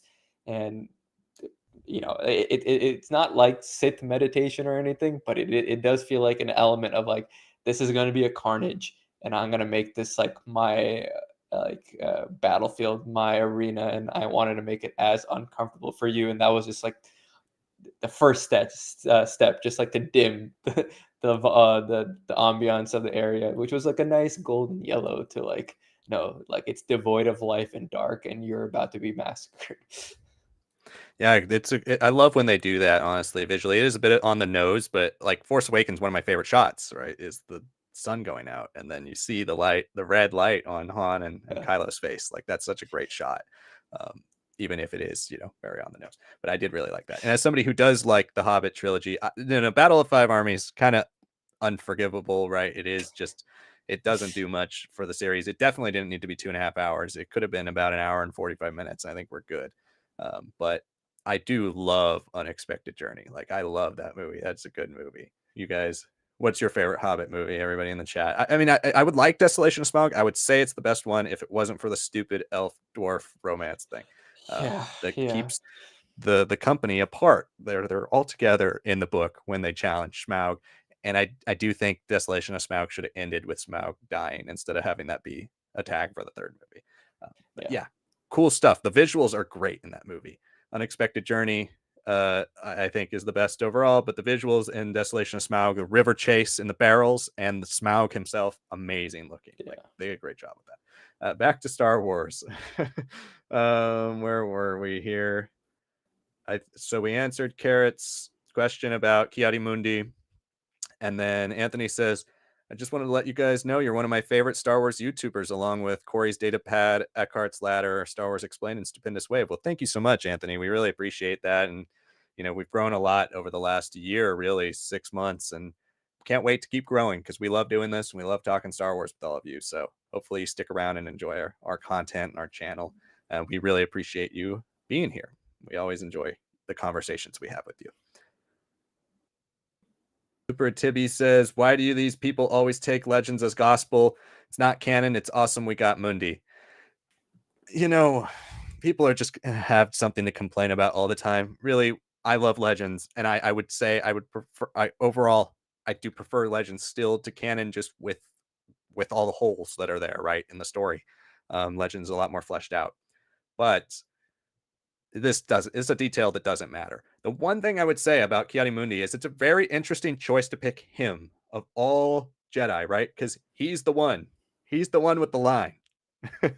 He's the one with the line. The Sith have been extinct for a millennium, right? Why pick Ki-Adi-Mundi? Why make him know if this is a secret little council that they're putting together and a task force to combat the person who trained May, right? They have this whole discussion about who trained May. I do think it is a little aggressive to pick the guy who has the line that everybody's saying you're contradicting Star Wars because you're going against this guy's line. Like if he was one of the people that didn't know about this, I do think it would be a lot better than tiptoeing around, oh, he's one of the 10 Jedi who know about somebody dark training this dark side acolyte or assassin, right?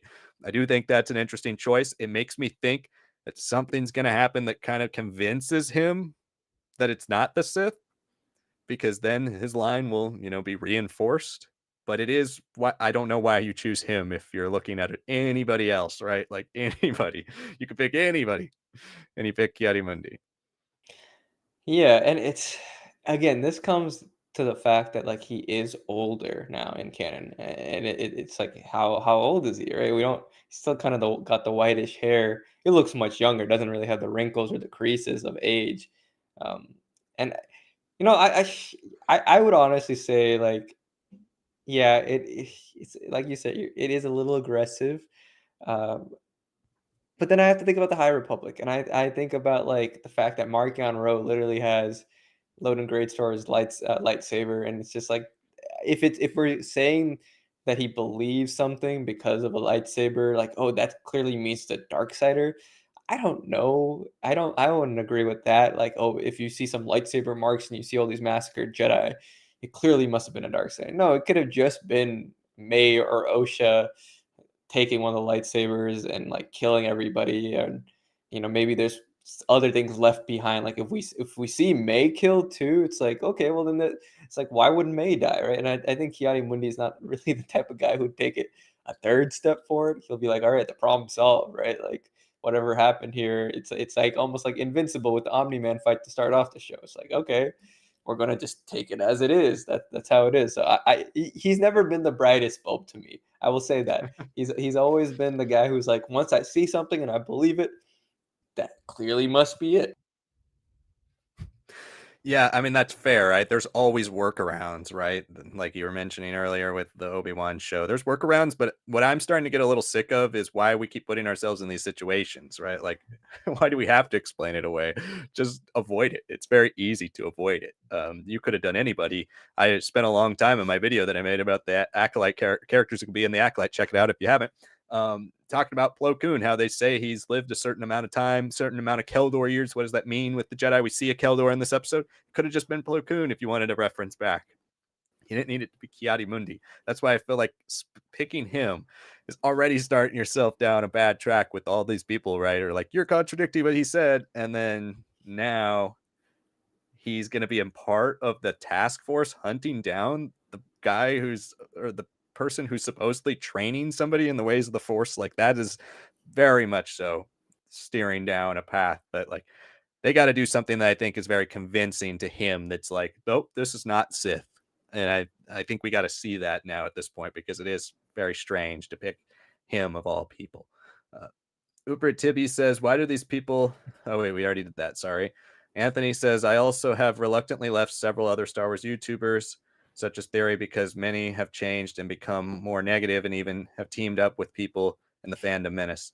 And that's fair, too. Yeah, there have been a lot of changes in Star Wars YouTube because of, frankly, what people click on nowadays. So that's kind of, you're just playing to the algorithm, right? People prefer to click on hate.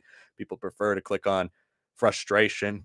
And that's just what we have out there. I think one thing you'll always get from us, again, we say it every week, but one thing you'll always get from us is a look at trying to spin things positively, not Yeah. necessarily blindless optimism. I think it's very fair to be critical, and I've lamented on this channel a lot of the disconnect between creatives and fans because of people in the fandom menace, right? It's those types of people that create the disconnect. It makes creatives want to turn off all noise of criticism because they're like, why would I listen to this abuse?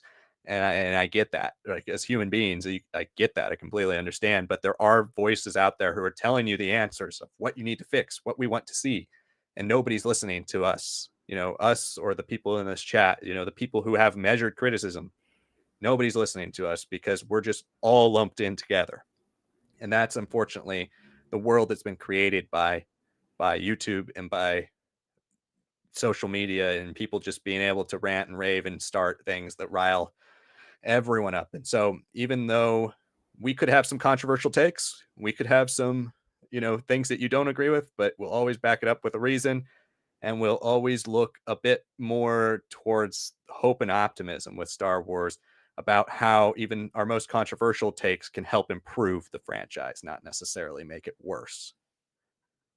Yeah, and to add to that, like we're not like the end all be all for Star Wars. Like we really appreciate that you guys enjoy what we have to say about Star Wars. Like I think you can tell, especially on these Acolyte lives, Liam is just telling you he doesn't like a lot about the show. He's optimistic about it, and even me, right? I think it's like somewhere between a 6-ish and a 7, right? And I'm usually the one who's more optimistic and more like, yeah, no, I think things will turn out, and I still do. I think this episode, because it was fun, right? Because it did a lot of like present day setup.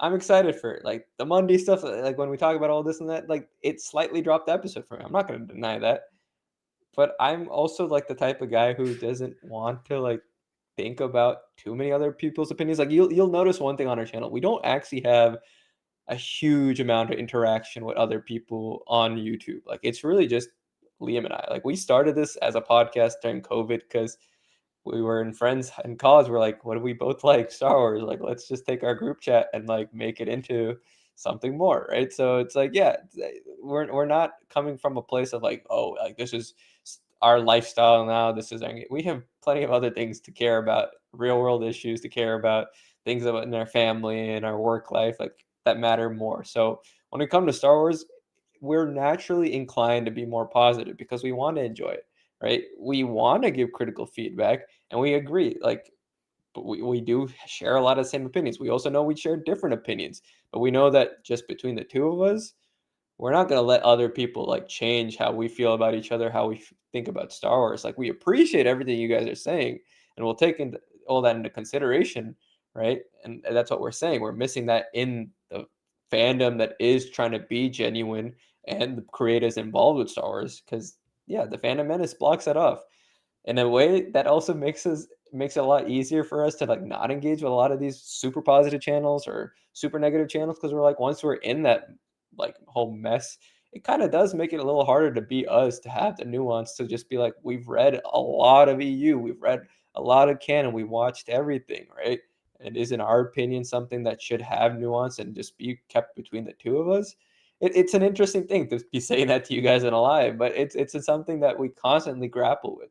So yeah, like we've made some ground rules for ourselves. Like when we said politics, we don't talk politics, man. It's not a fun thing to bring into, but a lot of people do with Star Wars. You can have influences from history, sure, but we don't want to be like, oh yeah, we're reading about this and it has this keyword or like this group that just feel, we're like, but it's not who we are, right? Like you can look at like Junior Jedi Knights. There's a group called the Diversity Alliance. If that came out today, that would be on every freaking YouTube thumbnail, right? Even though it's such an interesting concept and has some real nuance and plays into New Jedi Order and all that, right? But that's just not how engagement works, and that's why, like, in some ways we're like reluctant to like always reach out to you guys, and the lives really are the best way for us to connect with the fandom. But yeah, we're not gonna be like upset about how people's opinions are. We're not gonna be like, oh man, like everyone else is wrong and we're right. We're not special. We're not special, and we understand that. And the only thing we wish that we could like break through is that like we feel like we have some nuance in what we discuss. And we wish that like the creatives of Star Wars or the people who are involved in publishing or media relationships see us more. That's really it. Because there are plenty of other channels just like us who are in the same position, who talk about EU, who talk about canon, who have criticisms for every show, for every book, and all this and that. But they're not hateful. It's pretty easy to see when you're hateful or if you're too positive. I think we made it very clear we enjoy things as they are, but we also like to, as filmmakers, critique them. If you can't do that, then you're gonna start making the shows and the fandom feel super disconnected. And I don't think we're there yet, but we are a little bit strung out compared to where we once were. I'd say that started with the special editions, arguably, because Lucas changed a lot about those original films. But if you have an agenda, if you're in the fandom menace, you'll claim it was 2017. You'll claim it was 1999 never happened, but it happens every like 5 years. At this point, just we want to talk Star Wars. We'll be positive. We'll give critiques. If you like it, you like it. If you don't, you don't. And we understand that. Anything more than that, I mean, what's the point? Right. I mean, it's just, yeah, there's no real reason to be vitriolic in this. Like, I'm starting to get harder with my opinion on this show because it's not getting significantly better, and we're halfway through, right? It is a better episode, but I will be very firm on what I think, no matter what. I feel like that's what you get here. We're gonna be firm. I'm not gonna be wishy washy. I'm gonna tell you what I think, and I'm gonna say it the way I want to without condemning people, because it's a work. It's a work of fiction. It's a work of art, and I will only condemn the things that need to be condemned about story structure and the all the stuff that happens in it, not necessarily people involved. But yes, we want this to be a place that everybody can voice their opinions, though. I think that's what we really wanted to set out and do when we made this channel, was make it a place for people to come talk about Star Wars, whether you like it, dislike it, whether you disagree with us or really agree with us. This is a place for you to talk about Star Wars, and we want that open for everybody. So all opinions, that's what we really mean, is like by saying everybody, we want everybody's opinion. We don't care if you hate something. Like, that's fine. Share it with us. We hate certain things too about Star Wars. There's nothing perfect, especially in a franchise this big. David says Kiadi stays young by staying active sexually. Yeah. If we get that confirmation in canon that he has all the wives, then yeah, we'll see. We'll see if that is a key part of his character. Yeah, again, and that's why like if you're gonna live and die by Mundi, like oh he's old and this and that, like you have to also be like oh yeah it's fine for him to be a hypocrite to keep the survival of his species by having like 4 different wives and all these children who again don't play any role in the rest of his life. He just like visits for, like every 20 years. He's like our population's good, great. Like it's yeah, I don't know. It's he's a character I've grown to love to hate. I've actually softened on my Mace hatred over the years. I feel like Mundi has kind of taken over. So and that's not to say I don't have critiques of Mace, but I also have growing critiques of Yoda and all that. Like that's the fun part about like anything set before the Phantom Menace. Now that we're getting at least a little bit more structure in how it's told out and doled out, arguably you can see like characters as they're dipping. You can see characters as they're growing.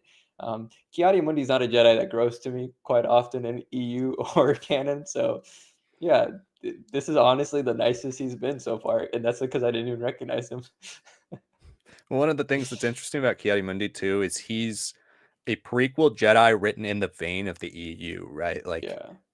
the first arc of Republic, before it was called Republic, Star Wars 1998, Yeah. was written in 1998, a year before the Phantom Menace, right? And so there was obviously very little collaboration with George Lucas and what was going on with the Phantom Menace, because he's written in the vein of what you saw in the 90s Bantam era with Star Wars Jedi, where they have families, like Corran Horn and the Halcyon family. They were a prestigious family of Corellian Jedi, and Corellian Jedi had a certain personality, right? Like that was not something that carried over into the prequels. It was something very much so retconned, like this idea of the Jedi being kind of the EU version of samurai or Jedi were much more samurai like. They were like lords of a household kind of thing. They ruled over a planet, not necessarily in a poor way, but they had this elevated status. Everybody looked to them. The House of Halcyon or the House of Skywalker as these great Jedi, that they look up to and seek advice from and protection. Yeah. And that's the way Mundi is written in those original arcs. He's written in that vein as somebody who's from this kind of outer worldly village that happens to be a Jedi, and he's very connected to his home. And then, Yeah. a year later, George Lucas changes it, and it's like, no, actually, Jedi don't know anything about their home really, other than where they're from, and they're taken from their families at 3 years old. So, so Yeah. it is a big contradiction. I think it's something that's never played right fully with Ki-Adi-Mundi's story. And then also, Ki-Adi-Mundi and Mace Windu switched lightsabers by Attack of the Clones, where Ki-Adi-Mundi had a purple lightsaber. So, like, Yeah. yeah, there's a lot of interesting things about their histories, and I do think, that those types of early legend stuff, it definitely does feel different. I don't think it's something that's going to be brought back into canon because it is so different from what the core of those 6 movies are, and more so evolved out of what the 70s, 80s, and early 90s were writing about Star Wars. Yeah. Anthony says, I don't think Kamir is old enough to be the Sith Master, maybe a Sith apprentice, but most likely an acolyte. Yeah, I don't think he's old enough to be the Master either. And I think he's somebody that, if he's involved with the Sith, if he is truly that guy with the helmet, he, I think at best can be the apprentice. And like we said earlier, the apprentice role, it seems more apprentice like, showing off your power, being very gaudy, being the one who attacks a big group of Jedi, that unsatiable bloodlust like we see from Maul. It is, though, all those things align more with Kamir.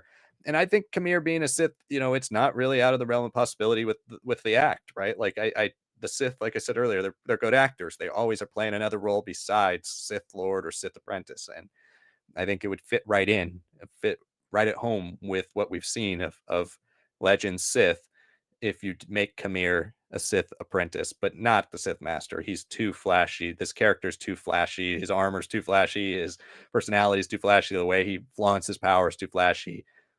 So I think at best a Sith apprentice, but I wouldn't mind an acolyte either. I wouldn't mind somebody who's even lower on the totem pole trying to prove himself to the apprentice. Yeah, I mean, if the Acolyte ends up, the title of the show ends up referring to this Darksider as opposed to May and Osha, right? Yeah, I mean, I actually wouldn't mind that either, right? The Phantom Menace as a title does not really make much sense for Anakin or Qui-Gon or Maul. It's Palpatine, right? It's Right. Sidious, right? So we have precedents to do that, and I actually would actually enjoy that. I'm not saying I want it to be that. I do still want them to have this Sith or Darksider feel like they're just a step away from their true evolution. Like this is part of their journey, and then they get to chop down all these Jedi because we're creating this problem of like, okay, well, what do you mean? Like Jedi have been extended for a millennia and all this and that. The Sith, sorry. It's like, okay, here's the situation, how it happened, why, who were involved, why I didn't see it. Monday is obviously a little bit of a like, oh, that's going to make it a little harder to handle. But if he's left behind on Coruscant and doesn't get all the details, or Vernestra or someone dies, like like there's ways to make this work, and I'm very curious about the title and where it's going to land. But yeah, whoever is this Sith, it doesn't seem like someone who's like old and decrepit, right? Yeah, like you can say like, oh, uh, Palpatine, gets this force scream and spins in the air, and he might be super old because he's super aged by lightning, or is he just young? And then you can make all these arguments, yada yada yada, right? But for the most part, it's cool to think that you have these younger characters who don't think the long term, like the Jedi and even the Sith don't think long term at this point, and are like, I'm kind of sick of waiting around. I want some fun, right? It's like, oh, I want to control some things. I want a playground where I can just go crazy and have fun. And this seems like a great opportunity with this Darksider. So we're at about an hour 45 minutes. We've been carrying these streams till closer to 2 hours. So we will carry it to close to 2 hours, but we're almost out of time. So if you want to make sure you get a chat read, we'll try to go through these as soon as possible. But if you want to make sure you get a chat read, send in a super chat. We'll answer it immediately. If not, we're going to run through as many of these as possible as we get close to 2 hour mark, and then we'll see you all next week for episode 5. All right. The next one is David, who says, whoever is the Sith shown here, I think it's definitely subordinate to the actual rule of two Sith alive at the time. Yeah, I would prefer that, I think. At best an apprentice, but I would prefer that. Anthony says Plagueis has been confirmed to be immune in canon according to Wikipedia. Yes, and he will hopefully remain that way. And Plagueis shouldn't be in the show. I've been saying it since before the show comes out. It's not the right time period. He should not be in it, but never know what they'll do to change, ages, as we've seen with Mundi and Vernestra. Upra Tibi says the Order knows May hates these specific Jedi, so they all die and May is alive. The Order won't know a Sith is alive, so it's a nice way to keep the canon safe. That's true. That is an interesting point. And May will get blamed for it all. It just depends how the rest of the show shakes out. But that's a decent explanation. I do think that's a decent explanation. I still always find, lightsaber burns. I know you were saying other people have lightsaber Sonic, but like lightsaber burns, especially to being able to take out this many Jedi, right? There's like, what, 10 of them? It would be a bit of a surprise to have May be the one that's framed for that, but it is something that you could do, I guess, if that's the explanation. Yeah, yeah. And I mean, we have to see how it plays out. We don't know, right? And also, we're assuming that a lot of these characters that we think are random, like red shirts in Star Trek as equivalent Jedi, are just going to die off, right? And what if, like, they don't necessarily die from lightsaber burns, but are, like, shoved down a cliff and they just die? Right? True.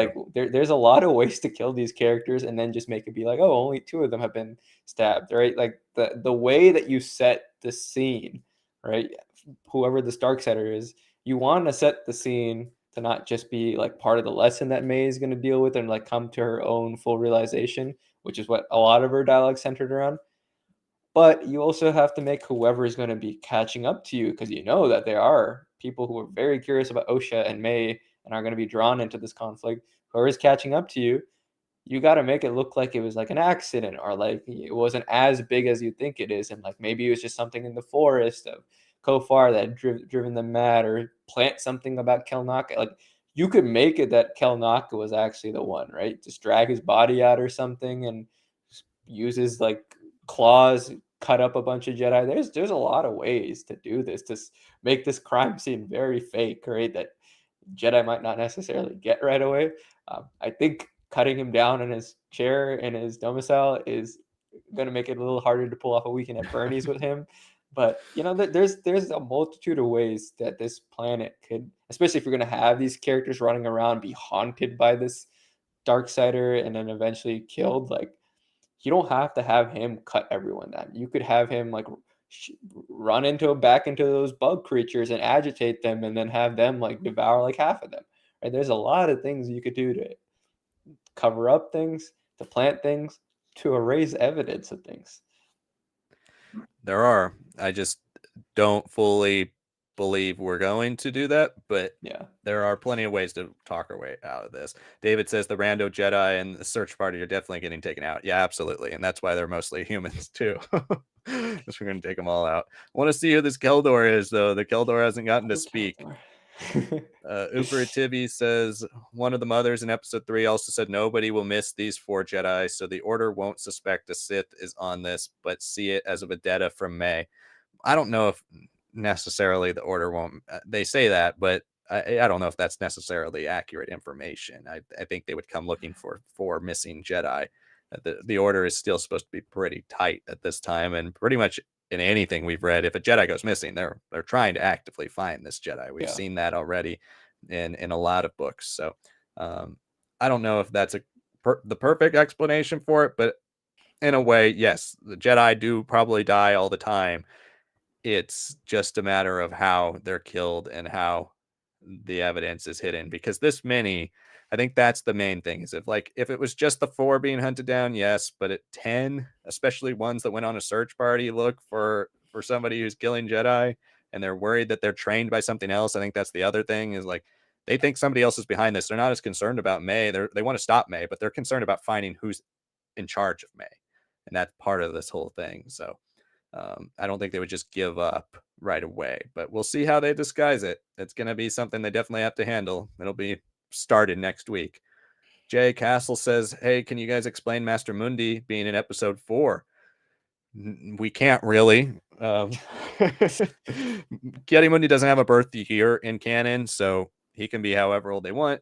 To kind of summarize what we said at the beginning, we are surprised that he's Jedi Master Mundi at this point. It's not too shocking that they could age him up and say that his species, Saurians, live longer than they did in Legends, but it is a surprise that he's already a Jedi Master here because he hasn't appeared in any of the Old Republic stuff that we've already read, which takes place shortly less than 100 years before this episode of the Acolyte, right? Acolyte's 132 BBY. The the High Republic, where we are right now, is about 228 BBY. So less than 100-year gap. We haven't heard anything about Mundi. It obviously means that he's either not born yet, an apprentice, or a Padawan, but at some point in that less than 100 years, he has to rise up to become a master, even if he's a relatively new master at this. So it is a surprise.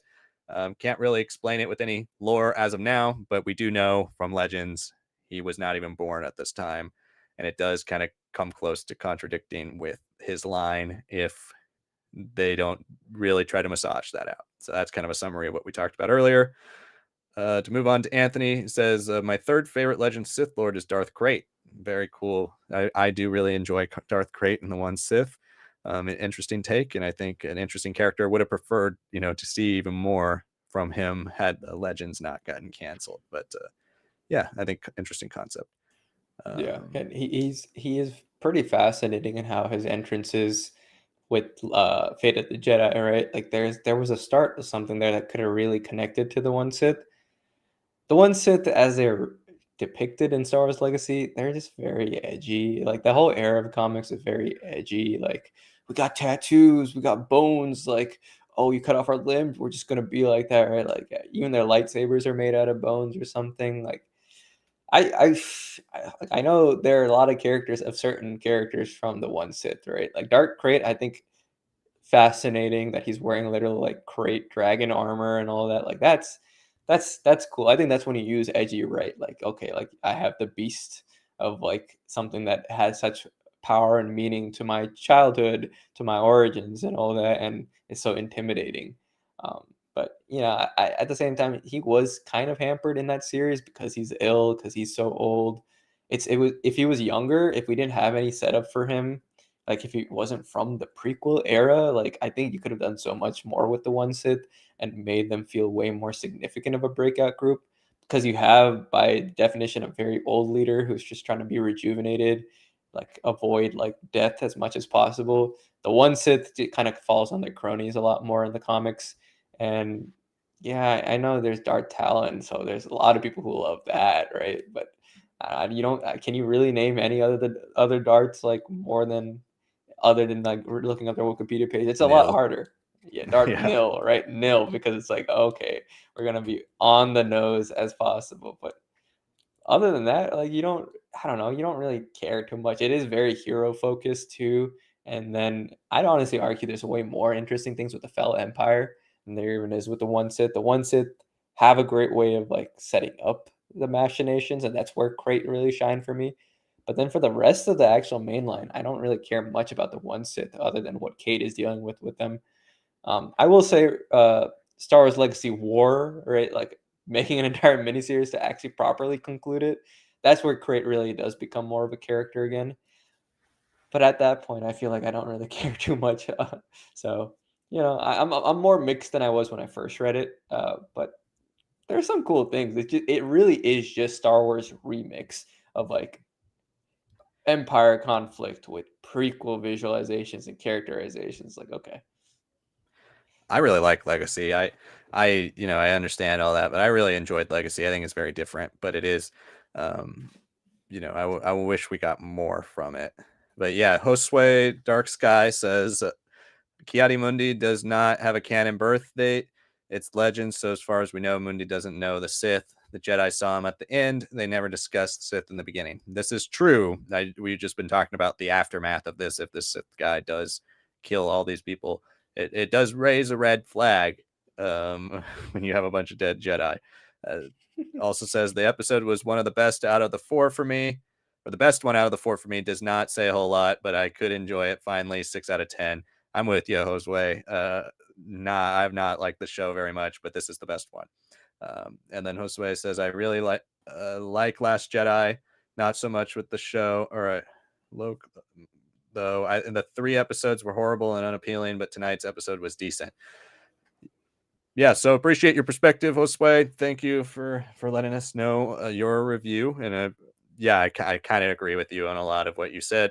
I wouldn't call them absolute disasters until we see the rest of the show, but I did not really enjoy the first 3 episodes. And now this one I thought was much better. Anthony says favorite Hobbit movie is Unexpected Journey. Bald Ahsoka says, have we seen the Ki-Adi-Mundi situation yet?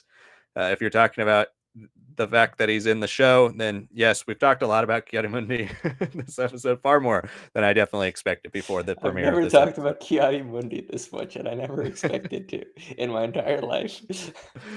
Yes. So yeah, you could scroll back through because we're gonna wrap this up pretty soon. But essentially, yes, we understand Ki-Adi-Mundi is not born yet in Legends. No, it doesn't really matter to us whatsoever that he's older and Saurians live longer. And also, it does, though, make it very complicated for why he's a part of this task force when he's the one that delivers the line that the Sith have been extinct for a millennium. That's where they have to tiptoe, and we'll see how they do that thus far. Turkish says, hi, guys. Just got here. What do we think of today's episode? We both liked it. I think for me, it was easily my favorite of the 4, but Senek, would you say that too for you? Yeah, I think it edges out episode 2 for me. I like 2 the most in terms of what it's introducing. 4, if it was longer, I think would have been like a standout episode. It's paced super well, but yeah, it is the shortest one, which kind of sucks. And then Matthew Matias says, hi, Liam, love the Jack shirt. Thank you, Matthew. Really appreciate that. Turkish says, I think someone said Wikipedia entry could be wrong because it's taken from the role-playing manual that contains elements of Legends and canon. I skipped your earlier thing that said, oh, wait, no, it's the next one. Never mind. Plagueis is immune, unlikely to be canon as of now. I don't think anything has said it's unlikely. Like, I don't think anything shown it means unlikely. Again, Plagueis, there's a misconception around the fact that Plagueis should be in the show. He should not be in the show. It's not the right timeline. He should not be here. It's not right. So even if he is immune, he should not be in the show. He does not fit where this timeline is. Now, what I'll be frustrated again for those who missed last week and today, I'll be very frustrated if they dump all of Plagueis's things that make him important and put him on somebody else just for no reason. That's going to be frustrating. So Plagueis should be in the show if they're going to do that, and they can age him up like they just did for Ki-Adi-Mundi. But he doesn't need to be in this show, so I don't think anything about this show means Plagueis isn't going to be here. Yeah, if that age is coming from a role-playing manual, that does make things a little bit more complicated because I mean the age is not really relevant to the characterization of Ki-Adi-Mundi. Like until episode 1 came out, you could argue he was played off as very young, right? Like a lot of what his adventures in that Star Wars line, he's doing young people things and things that are very much in line with the EU Jedi of New Jedi Order of the Bantam era, just the ones who just pop up and they have long lines and dynasties almost going on. So yeah, no, it is very curious that if it is from an RPG manual, that's the only reference. Like I would have thought it would come from something a little bit more concrete, like the comic or something. But if it is that case, then yeah, I don't really see there should be any real uproar about Ki-Adi-Mundi.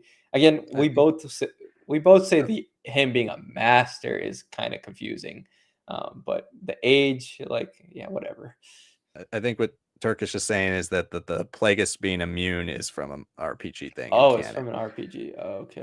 Sorry, which my mind's on makes Kiadi Mundi the whole episode, guys. I'm sorry. which makes sense because, like, we've not touched Plagueis at all in any facet in canon outside of Palpatine's story. So, yeah, it would make sense because that's where a lot of confirmations from canon happen. But yeah, I still would not be down for them to species swap Plagueis, and I would not be down for them to give any of Plagueis's important stuff to anyone. It is my favorite Star Wars book, so I will be very disappointed if they do that. Not going to be like completely out and like, oh, Star Wars is a ruin forever, but it's going to be something I'd be very frustrated with. Yes. Snips for Life says, I love the lads. Thank you, Snips. And then I think this might be the last thing we talk about here. This Turkish says, thoughts on the theory that Sith could be Vernestra. Her saying she was trained by the Jedi could be obfuscation. By that, she mean her saying May was trained by the Jedi. Okay. Um, and then Snip says, that's what me and my friends were thinking. Vernestra sus. Well, since we know everything about Vernestra up to, the time she's like 20 years old, it would be a big shock if she was the Sith.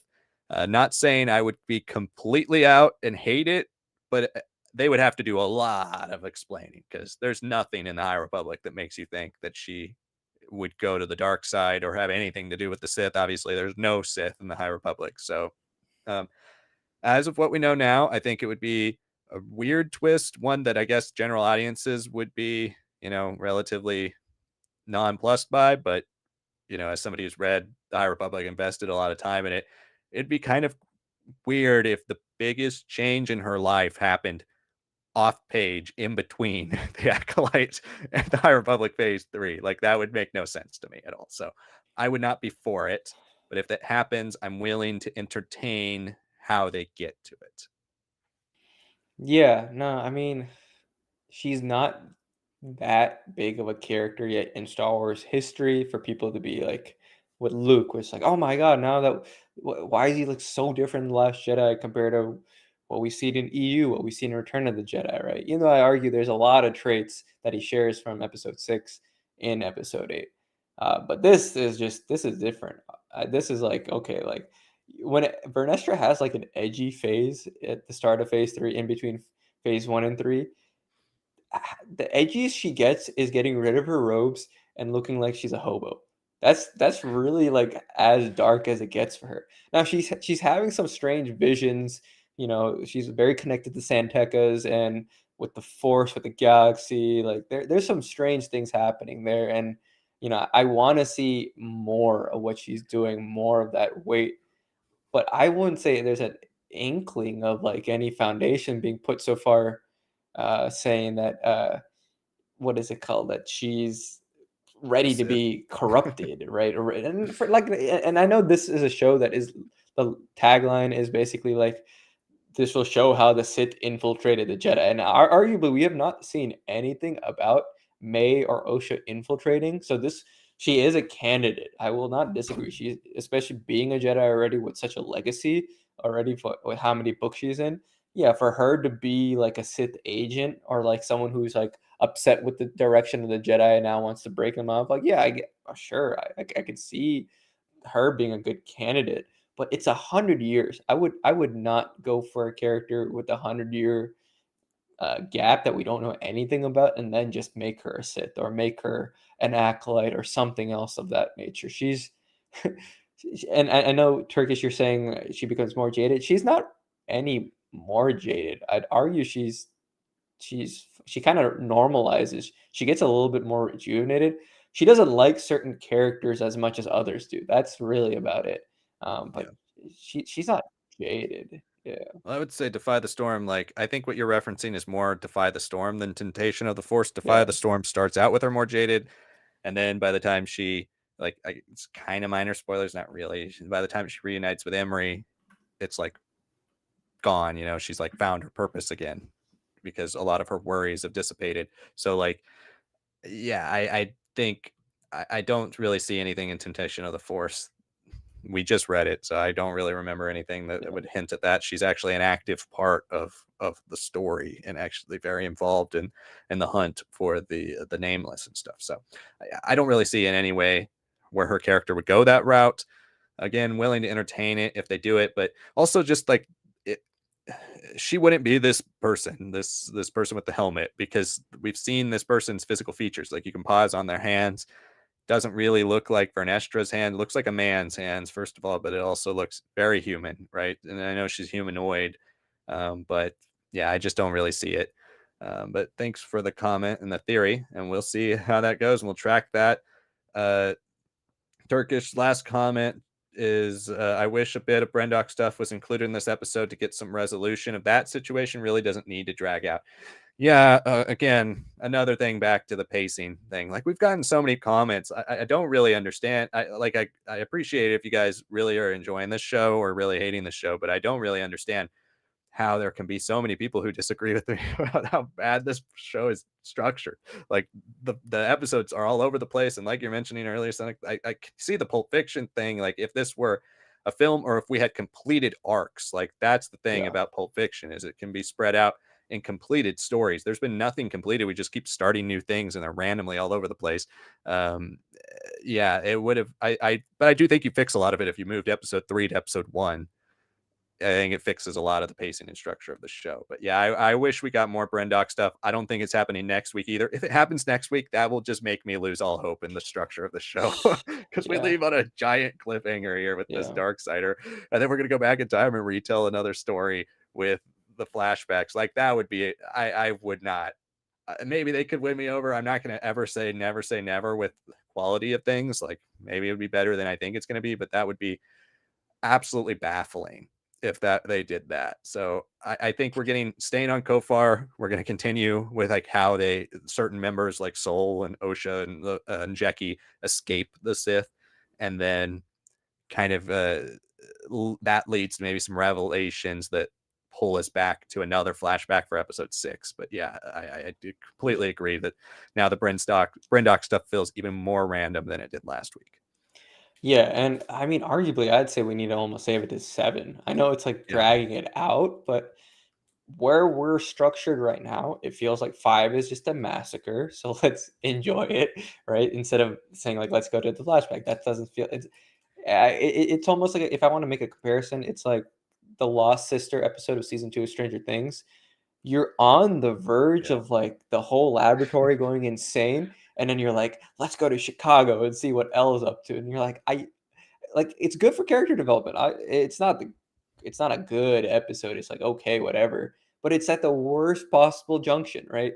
And we're right now at what I would consider the worst possible junction to go back to Brendock. Because Yeah. even if the Brendock stuff was like superb, I would still be upset by that because I'm like, I want to see the Jedi die. I'm sorry Right. that we're on the verge of that. So yeah, not episode 5. And then 6, we have the whole segment in the trailer that's super highlighted of Soul surviving and chasing whoever's in May's ship, which we got a much nicer close up of in through the asteroid belt or whatever, right? And I don't think Kofar has an asteroid belt right now either. So could that be something that is set for 7? Sure. It could be set in 6. And I think having like the crash that happens and then you get back to this flashback and the focus is on May or Osha, whoever in this Darksider, like more the revelations from them as opposed to Soul giving the revelations.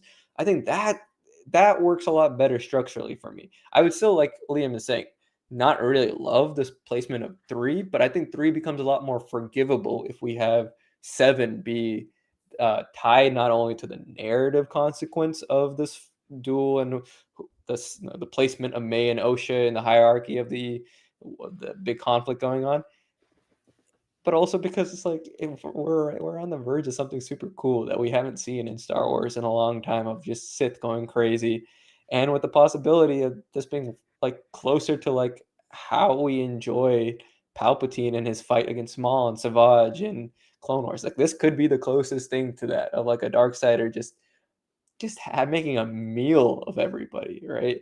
And then to then be like, let's go back to Brendock next episode. I would watch it, but I would be so disappointed. It would be baffling. I don't Yeah. really know, like you said, if even if it's great, I don't know how you recover from that, because it would lose all the momentum. Like it's already such a weird cut, like to cut right in the middle of the force push. Yeah. to end the episode without, that's a cut you make when you can click the next one, right? That's not really a cut for like a week long of waiting. There's not really any wrap up to this week, even though it's exciting. I don't think it's terrible. It's just a strange way to end an episode. But yeah, to do another story entirely before the next one would be completely misusing the cliffhanger. I don't think they would do that. It would be baffling. But let us know what you think in the comments, and that's going to wrap up our stream for this week. Thank you so much for joining us.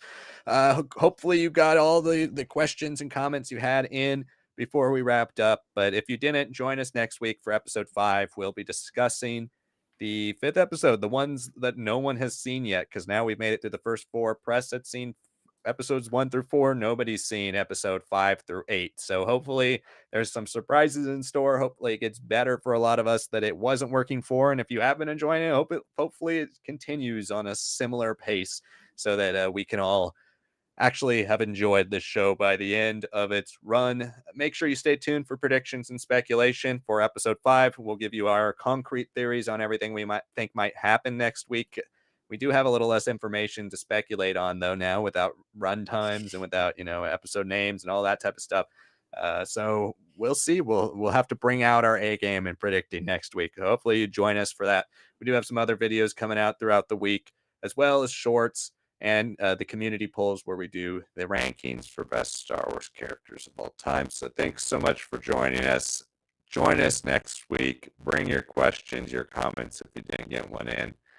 And we will see you all next week for hopefully another storm in episode 5. Thank you so much for watching, and we'll see you all